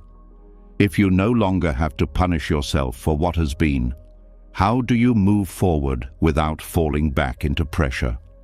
How do you grow without turning progress into another form of stress? Many people swing between two extremes. They either chase improvement with urgency that drains them, or they retreat into comfort that slowly numbs them. Finding the balance between acceptance and effort becomes the next challenge, the one that determines whether peace can coexist with ambition. A calm realization begins to form. You do not have to choose between being at peace and wanting more from life. The tension you felt before came from believing that contentment meant settling and striving meant dissatisfaction. But there is a middle path where you can appreciate what exists while still nurturing what could be. This path removes the frantic energy from growth and replaces it with steady intention. Contentment in this sense is not passive. It is an active recognition that your worth is not dependent on future outcomes. You are allowed to breathe before you achieve the next thing. You are allowed to feel grounded even while working toward change. This grounding stabilizes your motivation because it is no longer fueled by fear of inadequacy. Pressure distorts progress by making every step feel like a test of your value. When pressure dominates, mistakes feel catastrophic, delays feel unacceptable, and rest feels like failure. This environment is unsustainable because it turns growth into survival. You are not expanding, you are defending yourself from imagined consequences. Acceptance softens this dynamic. It allows you to acknowledge where you are without resistance. Acceptance does not mean approval of stagnation. It means clarity. When you see your situation honestly, without exaggeration or denial, you can respond effectively. You stop wasting energy, wishing reality were different, and start working with what is actually present. Intentional effort then becomes focused rather than frantic. You choose actions that align with your priorities instead of reacting to anxiety. Your pace becomes consistent because it is based on commitment rather than bursts of urgency followed by exhaustion. This approach also changes how you interpret setbacks. Instead of viewing them as proof that you are failing, you see them as feedback, information about what needs adjustment. This perspective keeps you engaged because you are not discouraged by imperfection. You expect learning curves and adapt accordingly. There is also a quiet confidence that develops when you trust gradual progress. You no longer need dramatic transformations to feel hopeful. Small improvements accumulate over time, creating momentum that feels stable rather than volatile. This stability reduces the temptation to abandon your path when results are not immediate. Another important aspect is learning to rest without guilt. Rest is often misunderstood as the opposite of productivity, but in reality, it is part of sustainable effort. Recovery allows insight to deepen, creativity to return, and motivation to renew. Without rest, progress becomes brittle and eventually collapses. Contentment also protects you from the endless cycle of comparison. When you appreciate what you have, you are less vulnerable to feeling diminished by what others display. Your focus returns to your own experience, which is the only place where meaningful change can occur. There is humility in this process as well. You recognize that you cannot control every outcome. External factors, timing and chance, all play roles in how life unfolds. Accepting this uncertainty reduces frustration because you stop demanding guarantees. You do your part and release the rest. This release is not indifference, it is trust. Trust that effort matters even when results are delayed. Trust that direction is more important than speed. Trust that consistency will eventually produce change even if the timeline is unclear. The balance between acceptance and effort also improves decision-making. When you are not panicking, you evaluate options more clearly. You choose paths based on long-term alignment rather than short-term relief. This reduces the likelihood of impulsive choices that create new problems. Relationships benefit from this mindset too. You become less reactive because your sense of worth is not constantly under threat. You listen more patiently. You communicate more thoughtfully. You allow others space to grow at their own pace because you are no longer projecting urgency onto them. Another transformation occurs in how you experience success. Instead of feeling brief satisfaction followed by immediate pressure to achieve the next thing, you allow yourself to fully absorb the moment. You acknowledge effort, appreciate progress, and then move forward without anxiety. Failure, when it happens, feels less personal. It becomes an event rather than an identity. You analyze what happened, extract lessons, and continue. This resilience comes from knowing that your value does not fluctuate with outcomes. There is also creativity in this balanced state. Without the fear of wasting time, you explore ideas more freely. You experiment without the need for immediate validation. Some experiments lead nowhere, but others open doors you would not have discovered under rigid pressure. Your relationship with time changes as well. Instead of racing against it, you collaborate with it. You understand that some processes cannot be accelerated without compromising their integrity. Growth, healing, learning, and trust all unfold at their own pace. Contentment brings attention back to the present moment, where action actually occurs. Anxiety pulls you into the future, regret pulls you into the past, but balanced awareness keeps you engaged with what you can influence now. This presence improves the quality of your efforts. There is also compassion in recognizing that everyone struggles with this balance. You become less judgmental of others because you see your own challenges reflected in them. This empathy strengthens connections and reduces isolation. Over time, the distinction between progress and peace begins to fade. They are no longer opposing forces, but complementary ones. Peace provides the foundation that makes progress sustainable. Progress provides the sense of direction that keeps peace from becoming stagnation. You may notice that motivation feels quieter but stronger. It is not driven by urgency or fear, but by clarity. You know why you are moving, and that purpose sustains you even when excitement fluctuates. Gratitude becomes easier to access in this state because you are not constantly focused on what is missing. You recognize what is working, what is stable, what is supportive. This appreciation reinforces resilience during difficult periods. There is also courage in choosing this path because it goes against cultural narratives that glorify constant hustle. Slowing down enough to move intentionally can feel risky in a world that equates speed with success. Trusting your own rhythm requires confidence in your judgment. Eventually, you realize that contentment without complacency is not a static achievement, but a practice. It requires ongoing awareness, gentle correction when you drift toward extremes, and patience with yourself when you lose balance. This practice transforms growth into something sustainable. You are no longer sprinting toward an undefined finish line. You are walking a path that evolves as you do, adjusting pace when needed, pausing when necessary, continuing when ready. And in that steady movement, something profound emerges. Progress no longer feels like a burden you must carry. It feels like a natural expression of being alive. You are not forcing change, you are participating in it. The pressure to become someone else dissolves because you are fully engaged in becoming yourself. Not a perfected version, not a completed version, but a living process that unfolds with awareness. Peace and effort coexist without conflict.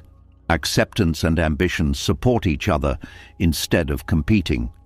You move forward without losing yourself, and you rest without losing direction. This is the quiet strength of contentment without complacency. Growth that does not demand your exhaustion. Progress that does not require your anxiety. A life that expands gently, steadily, and authentically, guided not by pressure, but by clarity. And when progress no longer feels forced, another uncertainty quietly appears in the space that pressure once occupied. Without urgency pushing you forward, you begin to notice how much of life unfolds without guarantees. You can move with intention, stay patient, remain grounded, and still not see clear results for a long time. This is where many people lose trust, not because they are weak, but because they were taught that effort should produce immediate proof. When proof does not arrive, doubt starts whispering that nothing is working, that maybe you are walking in the wrong direction, that maybe there is no path at all. There is a specific discomfort that comes from continuing without evidence. It feels like stepping forward in fog, unable to see more than a few feet ahead. Your mind searches for signs that you are not wasting energy, something measurable, something visible, something that confirms you are getting closer to where you hope to be. When those signs are absent, fear tries to fill the silence with worst-case scenarios. This fear is deeply human because survival once depended on certainty. Knowing where food was, where danger was, where shelter was. Modern life asks you to operate in a different environment, one where the most important journeys are internal and cannot be mapped in advance. Personal growth, healing, purpose, wisdom, these do not follow predictable timelines. They develop quietly, often below the surface, long before they become visible. Trusting the unseen path begins with accepting that clarity often comes after movement, not before it. You rarely feel completely ready when you start something meaningful. Readiness grows as you engage, as you adapt, as you learn through experience. Waiting for certainty can become a subtle form of avoidance, a way to delay discomfort indefinitely. Movement itself creates information. Each step reveals something about the terrain, about your strengths, about your limits, about what needs adjustment. Even missteps contribute because they narrow the range of unknowns. Standing still, on the other hand, keeps everything theoretical. Fear expands in that empty space because nothing challenges it. Faith in movement is not blind optimism. It is a grounded belief that action has value even when outcomes are unclear. You trust that engaging with life is better than retreating from it, that participation shapes you in ways observation cannot. This belief turns effort into exploration rather than risk. There is also humility in admitting that you cannot control every variable. Outcomes depend on factors beyond your influence, including timing, other people's choices, and circumstances you cannot predict. Accepting this reduces frustration because you stop interpreting delays as personal failure. Patience becomes an active skill here. Not the passive waiting that feels like stagnation, but the steady continuation of effort without constant reassurance. You hold your direction lightly, adjusting when necessary, but not abandoning it at the first sign of uncertainty. Silence plays a role in this process as well. Without constant noise from external opinions, you become more attuned to subtle internal signals. Intuition, which is often drowned out by urgency, begins to surface. You notice what energizes you, what drains you, what feels aligned, what feels forced. There is courage in continuing without applause. When results are not visible, recognition is absent. You must generate your own motivation, your own encouragement, your own validation. This independence strengthens resilience because your drive no longer depends on external feedback. Over time, you may notice small shifts that were invisible before: a calmer response to stress, a clearer sense of boundaries, a deeper understanding of your priorities. These internal changes are signs that movement is working even if external circumstances remain unchanged. Trust also grows when you reflect on past experiences where uncertainty eventually resolved into clarity. Moments when you felt lost, but later recognized that the confusion was part of the transition. Remembering these patterns reinforces confidence that the current fog will also lift. Comparison can disrupt this trust because it suggests that others have clearer paths. But you rarely see their doubts, their detours, their private struggles. Every journey contains uncertainty, even if it is hidden behind confident appearances. Letting go of the need for immediate evidence frees creativity. You experiment without fear of wasting effort because you understand that exploration itself is valuable. Some attempts will fail, but each one expands your understanding of what is possible. There is also a shift in how you define progress. Instead of looking for dramatic breakthroughs, you appreciate subtle improvements.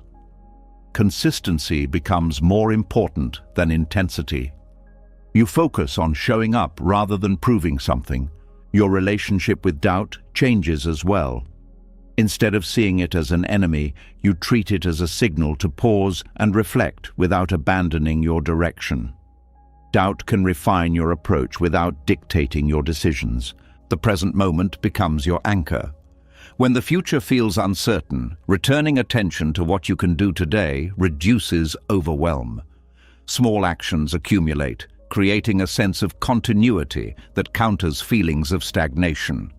There is peace in accepting that not everything meaningful is immediately measurable. Some transformations are qualitative rather than quantitative.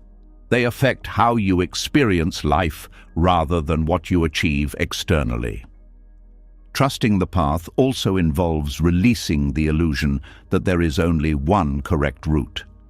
There are many ways to grow, many ways to contribute, many ways to live meaningfully. Flexibility allows you to adapt when circumstances shift without feeling lost. Support from others can help, but it cannot replace your own commitment. People may encourage you, but they cannot walk your path for you. Recognizing this responsibility strengthens your autonomy. Gratitude can coexist with uncertainty. Appreciating what is stable while acknowledging what is unknown creates emotional balance. You are not ignoring challenges, but you are not consumed by them either. There is also beauty in the mystery of not knowing exactly where you will end up. It keeps life dynamic, open to surprise, resistant to stagnation. Predictability can feel safe, but it can also limit possibility. As trust deepens, fear loses its dominance. It may still appear, but it no longer dictates your choices. You recognize it as a natural response, rather than a command you must obey. Movement becomes a form of meditation. Each step taken with awareness reinforces your connection to the present. You are not rushing toward an imagined destination. You are participating in the unfolding of your own life. Eventually, you realize that the path was never something separate from you. It is created through your decisions, your responses, your willingness to continue. There was no hidden map you failed to find. There was only the act of walking. Faith shifts from belief in specific outcomes to trust in your capacity to navigate whatever arises. You become less concerned with where you will arrive and more confident in your ability to adapt along the way. This confidence is quiet, not dramatic. It does not demand certainty. It coexists with ambiguity, grounded in the knowledge that you have endured uncertainty before and can do so again. And in that quiet confidence, the need for constant proof fades. You move because movement itself feels true. You continue because stopping would disconnect you from the life you are meant to experience. The fog does not need to disappear for you to take the next step. The absence of evidence does not mean absence of progress. The unseen path is still a path, shaped by each decision to keep going. What once felt like walking blindly begins to feel like walking faithfully. Not faith in guarantees, but faith in participation, in growth, in the unfolding process that reveals itself only to those willing to stay in motion. And as you keep moving, gently, steadily, without forcing certainty, you discover something unexpected. The path you could not see was never meant to be seen all at once. It was meant to be lived, step by step, until what once felt invisible becomes the ground beneath your feet. If there is one truth to carry with you after all of this, it is this: you were never behind. You were just measuring your life with a ruler that was never made for you. Your path was not late, not broken, not wasted.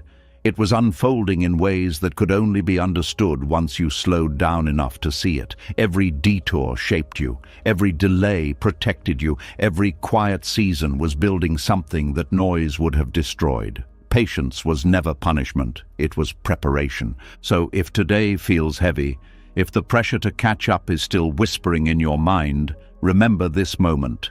You don't have to outrun life to live it. You don't have to prove your worth with speed.